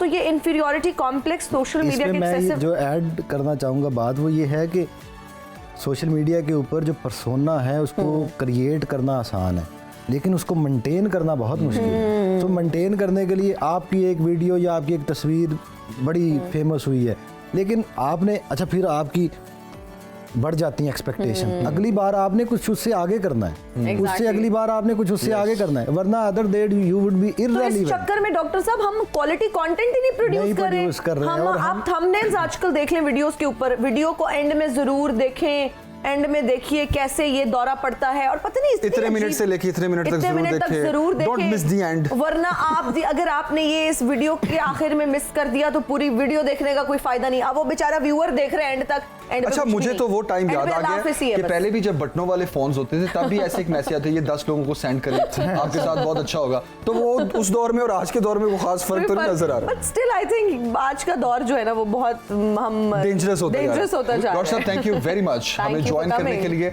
और अगेन हम अपने नाज़रीन से ये कहेंगे कि सुपीरियॉरिटी कॉम्प्लेक्स पे बात करना इसलिए ज़रूरी था कि बेसिकली आप इस हद तक ना चले जाएं कि आप किसी के साथ जुल्म और ज्यादती करना शुरू हो जाएं। आप अपने से छोटों को, अपने से कमज़ोर लोगों को इस तरह से ट्रीट करें कि आपको पता ही ना चले कि आप गुनाह कर रहे हैं, आप किसी के साथ जुल्म और ज्यादती कर रहे हैं। बहुत अच्छी बात जमील आपने की, और जिस तरह से डॉक्टर साहब ने भी कहा कि हमें बच्चों पर एक चेक एंड बैलेंस रखना चाहिए। सर्विलेंस की हम बात कर रहे थे जब हम इंटरेस्टिंग न्यूज भी आपके साथ शेयर कर रहे थे कि बच्चों पर एक चेक एंड बैलेंस रखें, अपने सर्विलेंस में देखें कि बच्चा क्या देख रहा है। अगर वो छोटा बीम या बड़ा बीम देखेगा तो उड़ी बाबा टाइप के वर्ड्स ही वो बोलेगा। सो नजर रखें, नजर रखना इज लाइक बिल्कुल। Very important. और बच्चे इसी तरफ अगर आप उनको इस तरह की कंटेंट देखने के लिए रोकेंगे नहीं या वो देखते रहेंगे तो फिर बच्चों का आगे फ्यूचर क्या होगा। यही बच्चे हमारा फ्यूचर हैं। प्लीज अपना ख्याल रखें, अपने बच्चों का बहुत ख्याल तो रखें। नज़र, बहुत अच्छी बात की आपने। नज़र रखने से मुझे एक बात याद आ गई नाज़रीन कि आप सियासत पे नज़र ज़रूर रखें कि खबरों में क्या चल रहा है। लेकिन हम एक ब्रेक ले रहे हैं, ब्रेक के बाद हम वापस आएंगे। तो लेकिन जो हम कह रहे हैं, आपसे बातें कर रहे हैं, वो भी बहुत ज़रूरी है, क्योंकि सोसाइटी में चेंज लाना भी बहुत ज़रूरी है। तो पॉलिटिक्स पे नज़र रखें, लेकिन असल बातें ये भी हैं जो आपने सुननी है। इन पर भी नजर रखें इन पर भी प्लीज। नजर लेते हैं जी एक ब्रेक, हाजिर ब्रेक के होंगे बाद ब्रेक के बाद। देखते रहिए सुनो पाकिस्तान। वेलकम बैक टू सुनो पाकिस्तान। और जनाब, अब बात करेंगे हम आने वाले दिनों में क्या होने वाला है सियासत में, ख़ास तौर पर मुल्की हालात में। तो हमने सोचा कि क्यों ना हम टैरो कार्ड रीडर दाऊद साहब को अपने स्टूडियोज़ में बुलाएं और उनसे कहें कि वो कार्ड्स के ज़रिए जो उनका एक इल्म है वो हमें बताएं कि आने वाले दिनों में क्या होने वाला है। और हमने न्यू ईयर्स पे भी इनको बुलाया था और इन्होंने बहुत अच्छी कुछ प्रिडिक्शंस की थी, कुछ कड़वे सच बताए थे। लेकिन आज हम इनसे जानेंगे सियासी सूरत हाल के बारे में, सियासी मंजरनामे के बारे में कि क्या होने वाला है, क्या तब्दीलियां देखते हैं। Thank you so much for joining us in Suno Pakistan. कैसे हैं आप? जी अल्हम्दुलिल्लाह। जिंदगी आपकी कैसी चल रही है? जबरदस्त। क्या घर वाले सबसे पहले उठते हैं तो पूछते हैं कि आज बताओ दिन कैसा होगा? खानदानी मामलात में भी लोग पूछ रहे होते हैं कि ये इसके बारे में बता दो, किसकी शादी करनी चाहिए, किसकी नहीं करनी चाहिए। क्या रश लगा होता है खानदान में? वो मैं पहले वो वीकली होरोस्कोप बना के बता देता हूँ, वो उनको जरूरत नहीं पड़ती। वरना तो आपके पास तो टाइम ही ना हो। ये फ्री ऑफ कॉस्ट करते हैं हम फैमिली वालों के लिए? ये सबके लिए फ्री ऑफ कॉस्ट ही आता है। चले फिर सबसे पहला सवाल तो यही मैं पूछूंगा आपसे दाऊद साहब के पाकिस्तान की सियासत में क्या बड़ी तब्दीली आने वाली है आने वाले दिनों में? पाकिस्तान की सियासत में जैसा कि हमने न्यू ईयर पे भी प्रोग्राम किया था कि तब्दीलियां तो काफ़ी ज़्यादा हैं, और जिस तरह निगरान सेटअप है और इस तरह के मामला हम पहले डिस्कस कर चुके थे। अभी भी हम जो है सियासी कार्ड निकालते हैं, टैरो कार्ड से देखते हैं कि पाकिस्तान की सियासत का रंग किस तरफ जा रहा है और इसके किस तरह के मामला रहे। तो आप सबसे पहले पीटीआई का कार्ड निकालें कि पीटीआई का मुस्तकबिल कैसा होगा। चले पीटीआई का मुस्तकबिल कैसा होगा, 3 कार्ड से पहले वैसे फवाद चौधरी का ना निकालने कि उनका मुस्तकबिल क्या होगा। अभी उनको 24 घंटे भी नहीं गुजरे, मेरा ख्याल है पीटीआई की बात कर लेते हैं। पीटीआई का मुस्तकबिल क्या होगा? पीटीआई का मुस्तकबिल देख लेते हैं कार्ड्स में, और तीनों कार्ड को फिर हम डिफाइन भी करेंगे कि क्या चीजें होती हैं, ताकि हमारे नाज़रीन को जो है वो पता भी चले कि कार्ड्स की एनर्जी क्या होती है और कार्ड की रीडिंग कैसे होती है। अब ये तो हम नहीं पूछेंगे आपसे कि हाउ डज इट वर्क, लेकिन आप करके दिखा देंगे। जी, तो देखते हैं जी पीटीआई का मुस्तकबिल क्या होगा 2023 में। 2023 में पीटीआई पाकिस्तान तहरीक इंसाफ का मुस्तकबिल कार्ड्स क्या कहते हैं। 2023 पीटीआई का मुस्तकबिल क्या होगा? ओके, ये कार्ड आप ही निकाल सकते हैं या हम भी निकाल सकते हैं? एनर्जी होती है, ये उनकी ऊपर पावर चलती है। अच्छा, एक दफा और कर लें, ये फरमाइश आई है पीटीआई लवर्स की, एक दफा और इसको शफल कर। मगर मैं कर चुका हूँ। Okay okay okay okay, producer साहब नहीं, अब नहीं, अब नहीं, ये अब आप अपना नून लीग पे कीजिएगा। देखें इस वक्त पीटीआई में जी कार्ड बहुत जो है जज्बाती हुई है। ओए होए होए, ठीक है, पीटीआई सवार है, ठीक है, घोड़े पे सवार है। सेकंड कार्ड है, काफ़ी चीज़ें ख़त्म हो चुकी हैं, यानी बिल्कुल पकड़ा गया है, पीटीआई के दबा दिया गया है और इस वक्त परेशान कुन सूरत हाल है। तो डेथ का कार्ड निकला है, मतलब पीटीआई की सियासत दफन होने वाली है। कोई इस तरह के मामला आपके नजर आ जाए, ठीक है। और हम तो सुन रहे हैं दाऊद जी की पॉपुलैरिटी अभी बिल्कुल पीक पर है, और ये जो अभी गिरफ्तारियां हो रही हैं जी इसीलिए हो रही हैं कि इनको दबाया जा रहा है, बिल्कुल वो जिस तरह के ना खुडे लाइन लगाने की कोशिश की जा दीवार रही से है, लगाया जा तो रहा ये है। कार्ड कुछ ये इस डेथ तरह। वाला कार्ड ही निकाल लिया दाऊद जी आपने। जल्दी से मैं तो तीसरा कार्ड परेशान हो थर्ड गई। कार्ड ये कि इनके साथ चीटिंग हो रही है, जो बात इनसे वादे किए गए हैं वो पूरे नहीं हो रहे।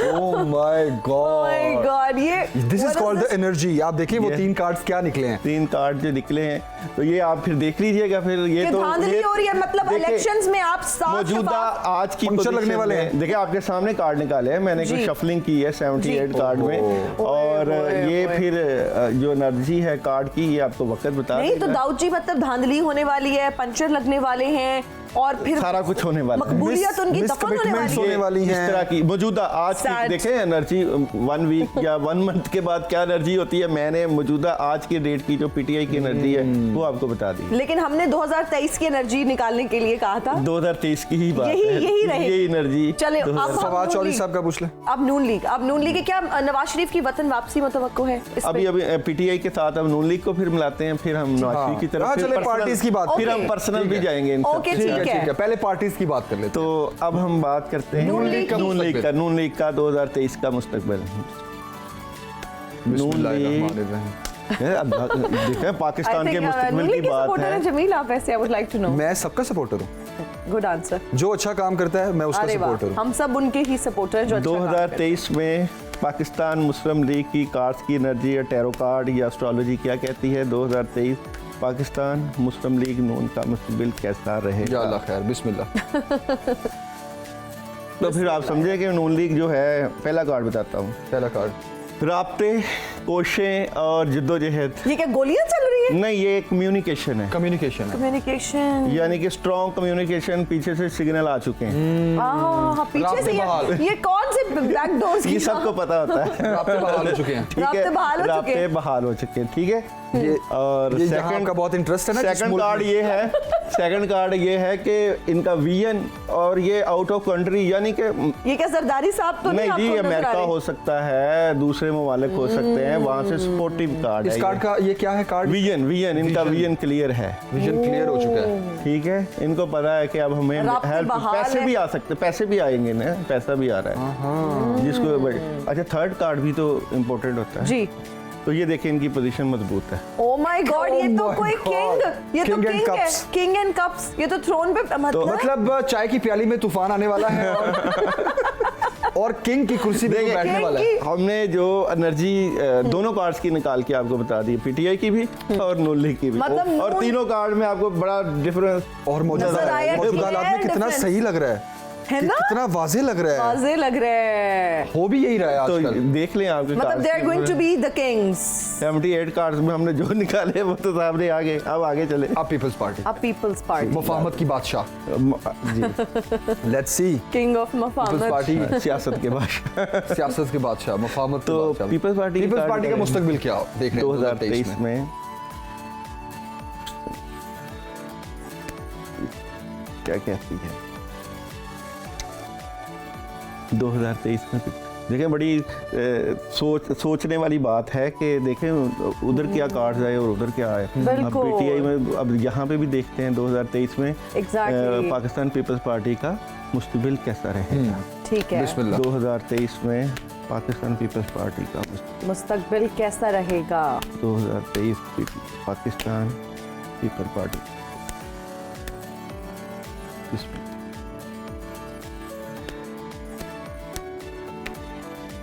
पीपल्स पार्टी की दफा थोड़ी मुश्किल आ रही है ना। नहीं बताते हैं, तीनों कार्ड फिर डिफाइन करते हैं आपको। ठीक है।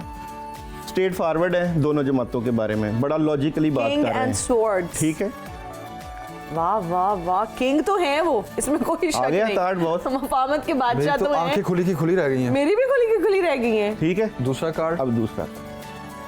बट उनकी बातें अभी मानी नहीं जा रही, परेशान है थोड़े से। ठीक है, sad. गमगीन है, कुछ थोड़ा सा सोच रहे हैं। सारी बातें नहीं मानी जा रही। 5 बातें की हैं, 2 मानी गई, 3 नहीं मानी गई। ठीक है, मतलब थोड़े से अपसेट हैं। अपसेट है थोड़े से। और तीसरा Okay. कार्ड, तीसरा कार्ड फाइनल करेगा ना, तो आखिरकार 4 बातें मानी जाएंगी और ये आएंगे गवर्नमेंट में। हेलो कर लो दसो, गल हुण दसो, हुण हुण दसो, हुण कर लो की गल। करना है इन्हां दा? यार, ऐसे नहीं कहते होते। देखिए पीपल्स पार्टी हो, नून लीग निगरान हो, हुकूमत अब बात पीपल्स करें। पार्टी हो, पीटीआई हो, कोई भी जमात हो, एमक्यूएम हो, पीएसपी हो, कोई भी जमात हो, जो भी, हम तो अपनी एनर्जी अवाम का तो कोई ध्यान करे, हमारे बारे में तो हमारा कोई- मकसद एक ही है कि वो अवाम की तरफ तवज्जो कोई हो, हमारा भी ख्याल करे भाई, हमारी अवाम कोई- की फलाह बहबूद और मुल्क की तरक्की और खुशहाली की जो बात करेगा हम तो उसके साथ हैं, और वो इन सबको करनी चाहिए, बेशक। मैं ये कहूँगा। दाऊद जी, अब निगरान हुकूमत की बात कर लेते हैं। पंजाब की, जी पंजाब की, ओके, सवाल करें, क्या सवाल पूछना करें। है? क्या पंजाब, आप निगरान हुकूमत का क्या देखते हैं, मुस्तकबिल क्या देखते हैं, कब तक है? निगरान हुकूमत का इलेक्शन हो रहे हैं, नहीं हो रहे? वो तो अभी तो निगरान हुकूमत के बारे में बात करते हैं ना जी। वो इलेक्शन के बाद हम बाद में भी चल जाते हैं। पहला है, क्वेश्चन ये ठीक है। कि निगरान हुकूमत का क्या मुस्तकबिल क्या आप देखते हैं? मुस्तकबिल है कब तक पंजाब है? में? 7-8 महीने का मुस्तकबिल है। जितना भी आ जाएगा। नहीं, 3 महीने के लिए, 7-8 महीने के लिए, चले ये बता दें। निगरान हुकूमत आईनी तौर पे 3 महीने के लिए, खींचातानी करके 7-8 महीने के लिए। जबरदस्ती 7 महीने के लिए। बिस्मिल्लाहिर्रहमानिर्रहीम। 2023 में निगरान हुकूमत अच्छा, निगरान का हुकूमत के कार्ड क्या- निकालते हुए दाऊद साहब जो है ना वो हंस रहे हैं थोड़ा सा, मुस्कुरा रहे हैं चेहरे पे। निगरान हुकूमत, हाँ जी, आ गया जी मुस्तकबिल। अभी तो बड़ी तब्दीलियाँ हो रही हैं जी। निगरान हुकूमत से मुतल्लिका ये फैसले हो जाएंगे, महंगाई कम कर दो, ये चीज़ें चेंज कर दो। ठीक है। और दूसरा जो मेरा कार्ड है वो ये बताता है कि ये जो तब्दीलियाँ आ रही हैं ये चेंज हो जाएगी, यानी कि टावर। निगरान हुकूमत का भी सेटअप चेंज टावर हो में जाएगा। आग लगी हुई है। टावर में आग, यानी कि सिस्टम चेंज हो जाएगा। ये आपको नजर आ रहा है कि निगरान हुकूमत आग क्या रही है। लगेगी मतलब, यानी- और भड़केगी अभी। भड़केगी, ठीक है। आग तो पता नहीं कहाँ कहाँ लगी। मगर ये है कि निगरान हुकूमत जो है, क्योंकि मेरे पास थर्ड कार्ड जो है ना जी। वो ये है कि आपको नया अच्छा सेटअप दे जाएगी। अच्छा, ठीक है। निगरान हुकूमत जो इस वक्त आपको नजर आ रही है ना, इसमें काफी हंगामी तब्दीलियां होंगी और ये एक अच्छा सेटअप दे के जाएगी। मतलब इसका आउटकम जो है जी, वो अच्छा होगा, अच्छा और होगा। जाते हुए एक अच्छी गवर्नमेंट बन जाएगी। बन जाएगी, आमीन, आमीन जी, आमीन। ये दे के जाएगी। अब हम ये जानना चाहेंगे कि क्या नवाज शरीफ साहब वतन वापस आएंगे? बिलावल की शादी कब होगी? 2 सवाल। 2 सवाल। पहले नवाज शरीफ को देख लेते हैं। थोड़ा सा फन ये- एलिमेंट करो, जो पीसीआर से मेरी आवाज बात सुने, 2 सवालों को आपने रिलेट क्यों किया, इकट्ठा क्यों बोला है? आई में आप समझ जाए ना कोई। वो इसलिए बोला कि बिलावल की शादी पे नवाज शरीफ आएंगे। उनकी तरह।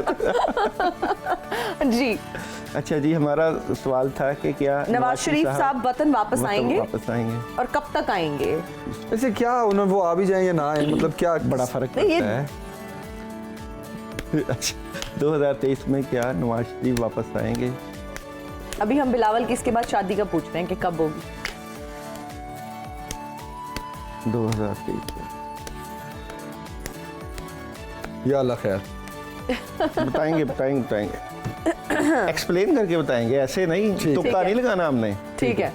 ये जी, आने का बिल्कुल नहीं सोच रहे, डेथ, आना नहीं चाहते। मतलब आना ही नहीं चाहते उनके लिए। आना नहीं पाकिस्तान चाहते। आना is not a good sign. ठीक है, ओके, आना नहीं चाहते। दूसरा कार्ड क्या कहता है? आना द तो शायद डेविल, चाहते हैं। नेगेटिविटी। उनको पता है इधर ये आके द डेविल कौन है इसमें? द डेविल, ये हालात हैं, हालात? हालात हैं, यहाँ के हालात उनको आने की इजाजत नहीं दे रहे। Think of the devil and devil is here. ये वो वाला डेविल है। अच्छा, थर्ड कार्ड ये कि जो बातें इनके खुफिया चल रही हैं, माइंड में चल रही हैं, अभी इन्होंने ओपन ही नहीं किया, अपना प्लान ही नहीं ओपन किया। ओ, तो मरियम साहिबा को भी अभी वो अपना मास्टर प्लान नहीं बता रही। ओपन नहीं किया, हो सकता है उनको बता दिया हो। ठीक है, प्लान 3 में ओपन है नहीं उनका किया। मास्टर देखें, प्लान। तीनों कार्ड में ये है कि ये कुछ नेगेटिविटी है, कुछ चीज़ें हैं, कुछ डीलिंग है, कुछ ऐसी डीलिंग हुई थी जिसकी वजह से वो गए थे। वो शायद टाइम पीरियड नहीं पूरा हुआ, या जो ऐसी चीज़ें नहीं हुई ही हुई। इज नॉट कमिंग एनी तो टाइम इस सून तरह इन के अभी पाकिस्तान। उन्होंने फैसला नहीं किया, लेकिन आएंगे ज़रूर, क्योंकि यहाँ पे एंड पे कार्ड जो है कि आना ज़रूर है, ये नहीं कि वो नहीं आए। ठीक मगर है। अभी नहीं, अभी नेगेटिविटी चल रही है, कुछ चीज़ें। अब ये बताएं बिलावल की शादी कब होगी? मुल्क में सियासत की पड़ी हुई है आप, और People want to know। हमने जो सवाल हमें मौसूल हुए हम तो वो पूछेंगे। उनकी पावर में आने के बाद शादी होगी। ये ले, और बताएं। बिलावल भुट्टो दरदार, पहले वो पावर में आएंगे, फिर वो अपनी शादी का प्लान शादी का करेंगे। प्लान करेंगे। Let's see. बिस्मिल्लाह।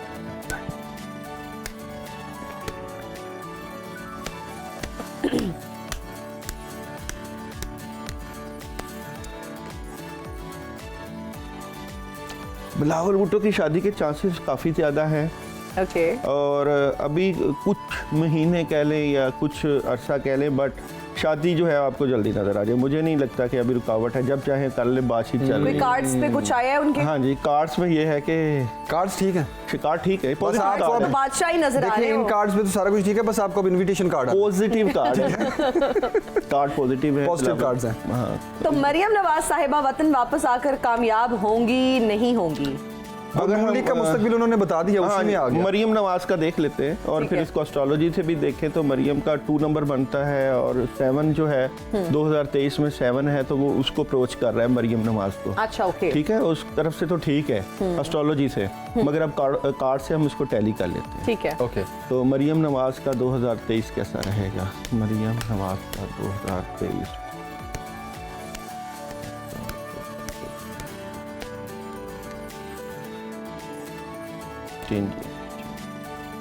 मुझे दोबारा निकालने पड़ेंगे कार्ड मरियम नवाज के। दोबारा ठीक है। जी, जी, ओके, जी, जी। ओके। मरियम नवाज का, क्योंकि ये सवाल भी काफी मुश्किल है, हमारे लिए भी काफी मुश्किल है ये सवाल, मरियम नवाज का बड़े बड़े तज्जियाकारों के लिए भी ये एक मुश्किल सवाल है कि एग्जैक्टली। पहला कार्ड ये है कि थोड़ा सा कंफ्यूजन, डर, खौफ, परेशानी की सिचुएशन है मरियम नवाज के लिए ठीक है। मौजूदा टेंशन वाले हालात में। ठीक है, बट सेकेंडली कार्ड में भी कुछ परेशानी चल रही है, किस तरह के मामला रहेंगे, मगर थर्ड कार्ड जो है बड़ा ज़बरदस्त किस्म की मदद लेके आ रहा है मरियम नवाज के लिए। ठीक है, मलका बनी हुई है वो, जी, तो टेंशन है शायद उनको, और वो डरी हुई भी हैं। हाँ डरी हुई है, कंफ्यूज है, दिल कोई टूटा हुआ किसी बात को लेके परेशान है, थोड़ी सी दिल भी टूटा हुआ है। किसी पार्टी से मुतल्लिका कोई मामला ओके, हैं ओके। जिसकी वजह से वो थोड़ा सा कमिटमेंट्स नहीं problem मानी थी। गई होंगी या इस तरह। अच्छा, अब सियासत और सियासतदानों की हमने बात कर ली, अब थोड़ी आवाम की बात करते हैं। आने वाले दिनों में मुआशी सूरत हाल क्या देखते हैं? क्या कोई आवाम को रिलीफ मिलेगा? कोई महंगाई में कमी हमने आएगी? याद होगा प्रिडिक्शन की थी कि तेल की कीमतें कम हो जाएंगी और वो हुई, यस बिल्कुल। और आवाम को जो मुआशी जो है वो मिलेगा तो IMF की जो नई शराइत हैं उसके बाद बिलाशुबा इसके बावजूद हम इसको कार्ड से भी देख लेते हैं, मगर एस्ट्रोलॉजी को भी हम साथ साथ देख रहे हैं। तो 2000 क्वेश्चन है कि आवाम को क्या रिलीफ मिलेगा नहीं मिलेगा महंगाई 2023 से? आवाम के लिए कैसा रहेगा? जी, बिल्कुल, इसको देख लेते हैं, इंशाल्लाह भी चेक कर लेते हैं, क्योंकि हमें तो सबसे ज्यादा आवाम की फिक्र है ना। हमें तो आवाम की फिक्र है भाई। किसी की शादी हो ना हो, किसी ने वतन हमें क्या वापस लगे? आना है या नहीं आना, हमें क्या लगे, किसने सियासत संभालनी है, क्योंकि फैसले तो कहीं और ही होने हैं, तो हमने तो आवाम की बात ही करनी है। 2023 उनका आवाम के लिए वैसे क्या कैसा रहेगा? उनका मुस्तकबिल ब्राइट है। उनका किनका? राइट है, उनका दाऊद जी, उनका जी, उन्हों का उन्होंका जी। उनका आपकी सियासत तरफ से की नहीं, सियासत की बात हो रही है, या मतलब जहाँ से फैसले होते हैं, पाकिस्तान का तो उनका मुस्तकबिल क्या होगा? अवाम का 2023 में महंगाई के बारे में क्या? जी, जी। 2023 पाकिस्तानी अवाम के लिए क्या रोटी सस्ती होगी, गैस की कीमतों में कमी आएगी, बिजली की कीमतों में, पेट्रोलियम मसनूआत की? देखें, अवाम बहुत स्ट्रेट फॉरवर्ड हुए हैं इस वक्त, परेशान है, टेंशन क्रिएट है मौजूदा वक्त में। ओके, व्हील चेयर काफी पे बैठे हुए हैं आवाम, ये मुझे काफी व्हील चेयर चीजें- वाला, दाऊद जी काफी- व्हील चेयर वाला मामला लग रहा है, कोई नहीं व्हील चेयर। नहीं नहीं नहीं, ये कुर्सी है जिस पे हम बैठे हैं। ओके, ये है कि काफ़ी चीज़ें महंगी होंगी, ये ओए चीज़ें ठीक होए, है, ये मगर ये चीज़ें जो महंगी होंगी ये स्टेबिलिटी हो जाएगी। थर्ड कार्ड स्टेबिलिटी का है, किंग। ठीक है। Okay. अवाम को ये नहीं कि जैसे भी हालात इस वक्त नज़र आ रहे हैं, परेशानी वाले बिलाशुबा हैं और नज़र भी आते हैं, लेकिन आने लेकिन ये वाले हालात दिनों में रहेंगे ठीक नहीं ऐसे, तो ये कब तक और मतलब है, कोई- ये वक्त भी देखते हैं कब तक, मगर ये है कि अवाम के लिए रिलीफ होगा। ठीक ये है। बात तो आ गई है कि क्योंकि यहाँ पे भी कार्ड में ये है कि जब पैसा आएगा और पैसा अवाम पे लगेगा। अच्छा, आवाम पर असल पैसा बात तो यही लगेगा। है, असल बात तो यही ठीक है, है, ये बात तो आ गई कि अवाम को रिलीफ मिलेगा, ऐसी आवाम बात पर नहीं पैसा है। लगना बहुत चलें जरूरी इस है। है। उम्मीद पे दुनिया अब खाई में। ये है कि अवाम को रिलीफ कब मिलेगा, जी, एक ही कार्ड से निकालते हैं कि क्या कार्ड में क्या आता है, ओके, अवाम को रिलीफ कब मिलेगा। 3 कार्ड से हम जो है वो मैच करते हैं, मगर एक ही कार्ड बताएगा कि क्या मिलेगा, किस तरह का ओके, मिलेगा। ओके।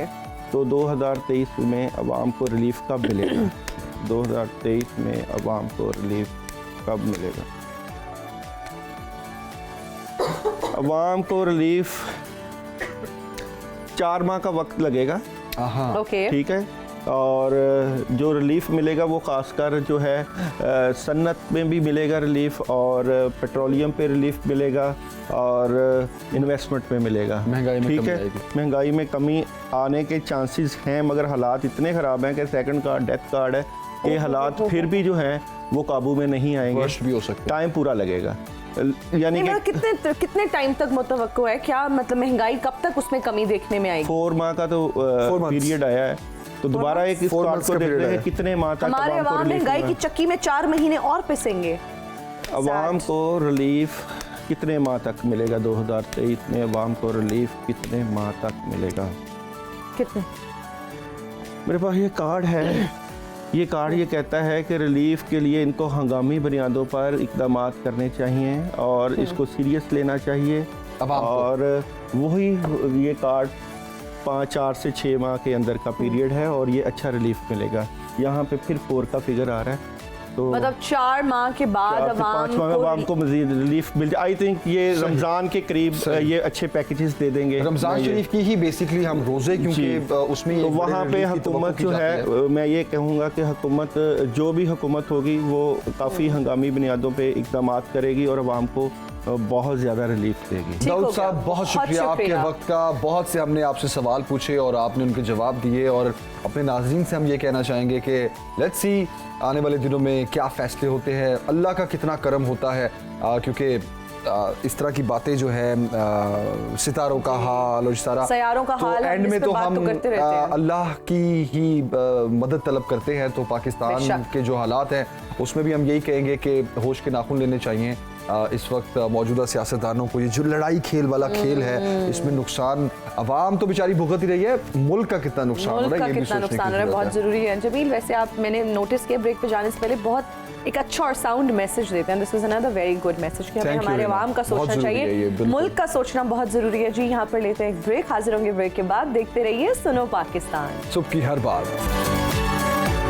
एक बार फिर खुशामदीद। अब वक्त हो गया है हमारे सेगमेंट क्या आप जानते हैं कि सबसे इंटरेस्टिंग सेगमेंट हम इसको कहते हैं, क्योंकि हम आपके लिए ऐसे सवाल लेकर आते हैं जिसका जवाब देना आसान होता है, ठीक होता है, लेकिन चूंकि उसमें थोड़ी लर्निंग भी हो जाती है तो इल्म में इजाफा हो जाता है। तो पहला सवाल आज है का मेरा- पहला सवाल मेरा आपका जमील से पहला Okay. सवाल ये है कि वो कौन से 2 फल हैं जिन्हें सूंघ कर वजन कम किया जा सकता है? वो कौन से 2 फल हैं? अच्छा, एक फल है, एक जड़ी बूटी है, तो वो कौन सी 2 चीजें कह लें? अच्छा, मतलब ये सीरियस सवाल है? मतलब वाकई इन Non-serious रियल कभी हमने यहाँ पे कोई मैटर पे बात की है? सीरियस होती का बात। अच्छा, मैं कहता सीरियस होती। This is a very serious Serious question. है। वो कौन सा फल है, वो कौन सी जड़ी बूटी है जिसको सूंघ कर आप अपना वजन कम कर सकते अच्छा, एक फल है, एक जड़ी बूटी है, हैं? यस, उसको सूंघ कर वजन कम किया जाता है। जी जी। तो आप ना करें। आसान तरीका है ना, एक्सरसाइज करो, ये Exercise करो, कर वो ले। करो, कम खाओ। आपने क्या वजन सूंघ कम के- करने के लिए सूंघ के करना है? मतलब सोचो ये हाँ, क्या ये? अच्छा, फल के अंदर ना एक डॉक्टर वाली मिसाल भी आती है। अच्छा, एप्पल हो गया और एप्पल हो गया प्रोड्यूसर साहब। डॉक्टर वाली मिसाल, an apple a day keeps the doctor away. लेकिन एप्पल कौन से वाला? एप्पल कौन से वाला? ग्रीन एप्पल, अच्छा, ग्रीन एप्पल, सब्ज जो सेब होता वाकई? है जी। अगर आप सब्ज रंग के सेब को सूंघते हैं तो वो आपकी भूख को कम करता है, आपकी एपेटाइट कम हो जाती है। अच्छा, जी। मैं ये सवाल पूछने लगा था कि सूंघने से वजन कम होने मैं का क्या बताती आपस में ताल्लुक है? जब आप उसको सूंघते हैं आपकी एपेटाइट ऑटोमेटिकली कम हो जाती है, मतलब फिर आपको भूख नहीं- कम लगती है। भूख कम लगती है, जिसकी Okay. वजह से आप खाना कम खाते हैं। अब एक जड़ी बूटी भी है। तो आप उससे अच्छा सेब ही खा लें। मतलब सेब भी ठीक आप है। वो भी खा सकते हैं। सेब, अगर आप ग्रीन एप्पल खाते हैं तो वो भी एक बहुत। और जड़ी बूटी क्या है? और जड़ी बूटी भी हमारे रोजमर्रा के इस्तेमाल की है। अच्छा, रोजमर्रा के इस्तेमाल किया। और ना दही के साथ उसका बहुत लीथल कॉम्बिनेशन है। दही के साथ जीरा? जीरा जड़ी बूटी है, आज पता चला है। मसाले, जीरा? गरम मसाले में जीरा होता है। तो दही में जड़ी बूटी कहाँ से आ गई? आती है, किसको? जड़ी बूटी है। कौन सी जड़ी बूटी? सब्जी तो नहीं है? सब्जी के साथ अक्सर आती है। तो जड़ी बूटी तो ना हुई ना? होती जड़ी बूटी ही है। धनिये की बात कर रही है? नहीं, पुदीने की बात कर रही है? अरे हाँ? वाह वाह वाह, पुदीने की बात कर रहे हैं। पुदीना जड़ी बूटियों में आता है, आपको पता है? धनिया, हिकमत में पुदीना। अगर आप कभी देखें जी, और पुदीने को अगर आप सूंघते हैं तो आपकी एपेटाइट अगेन कम होती है, आपको भूख कम लगती है, जिसकी वजह से आप खाना कम कंज्यूम करते हैं। जब आप खाना कम खाते हैं तो आपका वजन नहीं बढ़ता। तो आज की ये जो हमने पहेली पूछी, इसमें बहुत सारा एक हमने अच्छा मैसेज भी दिया, या मुझे लगता है कि यूजफुल इंफॉर्मेशन भी थी, जिसमें से धनिया था या पुदीना था? पुदीना ना? पुदीना, मिंट। मैं इसीलिए कहूँ, एक कुछ दिन पहले आपके बैग से निकला था ना पुदीने की गुट्टी निकली छोटी सी। नॉट एट ऑल, बता रहा था, मेकअप आर्टिस्ट बता रहा था। अच्छा, तो वो ये था कि वो सूंघने से। आई विश मैं इतनी कॉन्शियस हो जाऊं अपने वेट को लेकर, इतना मैं वो करना शुरू कर दूं कि पुदीने की गट्ठी मेरे बैग में हो। लेकिन अगर आप सब्जी लेने जाते हैं और आप, लेकिन सब्जी लेने नहीं जाते, अपने घर पे लगाएं पुदीने को, क्यारी में लगा दें, गमले में लगा दें, और आप अगर उसको सूंघते हैं उसकी चटनी बनाने से पहले, तो आपका वजन जो है। अच्छा, चटनी बनाने के बाद भी सूंघ सकते हैं कि नहीं?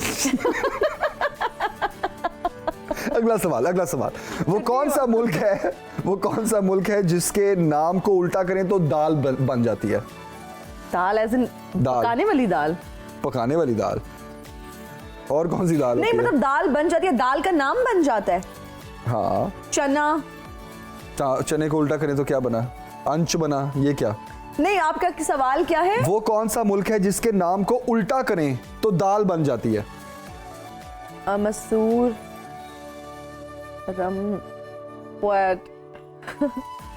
पहले बताएं दालें कौन कौन सी हैं? मसूर, चना, चने की दाल, मसूर की दाल, एक और मूंग की दाल, लोबिया को क्या हम दाल में कंसिडर करेंगे? नहीं, वो बीन्स होते हैं। चना। पहले दालों के नाम बताएं। ओके। मूंग की दाल, चने की दाल, मसूर, माश की दाल। हाँ, और कौन सी है? पहले दालों के नाम। नहीं, माश की दाल। तो अच्छा, शाम। I am so proud. यही आपको दालों के नाम पता होते तो फौरन आप बूझ लेती हैं इसको। मुझे वैसे नहीं, मैं सोच रही थी कि और कौन कौन सी दाल होती हैं। तो माश की दाल जो है, माश को अगर आप करें तो शाम बन जाता है। तो जब शाम होती है तो क्या होता है? सब तमाम होता है। तो शाम वो मुल्क का नाम बनता है। बिल्कुल, शाम मुल्क का नाम है जी। और आपकी जो पहेली थी वो मैं कहूंगी कि बहुत ही सिंपल थी, मुश्किल नहीं थी। आपने मुझे उलझाया नहीं है। आज आपकी मुश्किल थी। हाँ, मेरे वाली पहेली मुश्किल थी। मैंने आपको इसलिए नहीं उलझाया। मैंने कहा पहले ही इतनी उलझी हुई है, मैं आपको क्या शो खत्म हो रहा है, जाते जाते मजीद उलझा दूं। आज आपको जवाब पहले से नहीं पता थे। मुझे वाकई नहीं पता था, मुझे नहीं पता था, जवाब नहीं पता था, लेकिन आपने हिंट्स इतने अच्छे दिए कि वो मेरे लिए आसान हो गया। लेकिन अब इस तरह करते हैं कि हम अपने नॉलेज में इजाफा नहीं हुआ कि पुदीना जड़ी बूटी होता है। मेरे नॉलेज में इजाफा जरूर हुआ है, लेकिन हमारे नॉलेज में भी बहुत इजाफा हुआ कि जीरा जो है वो जड़ी बूटी होती है। नाज़रीन, हमारे प्रोग्राम और पुदीना जो है, पुदीना बैग में रखने से वजन कम होता है, हमें ये भी पता चला। वो मिंट भी पड़ी हुई है ना आपके पास? मिंट्स तो है, मिंट्स तो वो है, लेकिन वो इस पर्पस के लिए नहीं है कि वजन कम किया जाए। नाज़रीन, आपसे मुलाकात होगी इंशाल्लाह कल। अपना बहुत सा ख्याल रखें, फीडबैक जरूर दीजिएगा। मुझे और हिना को दीजिए इजाजत। बाय बाय, अल्लाह हाफिज।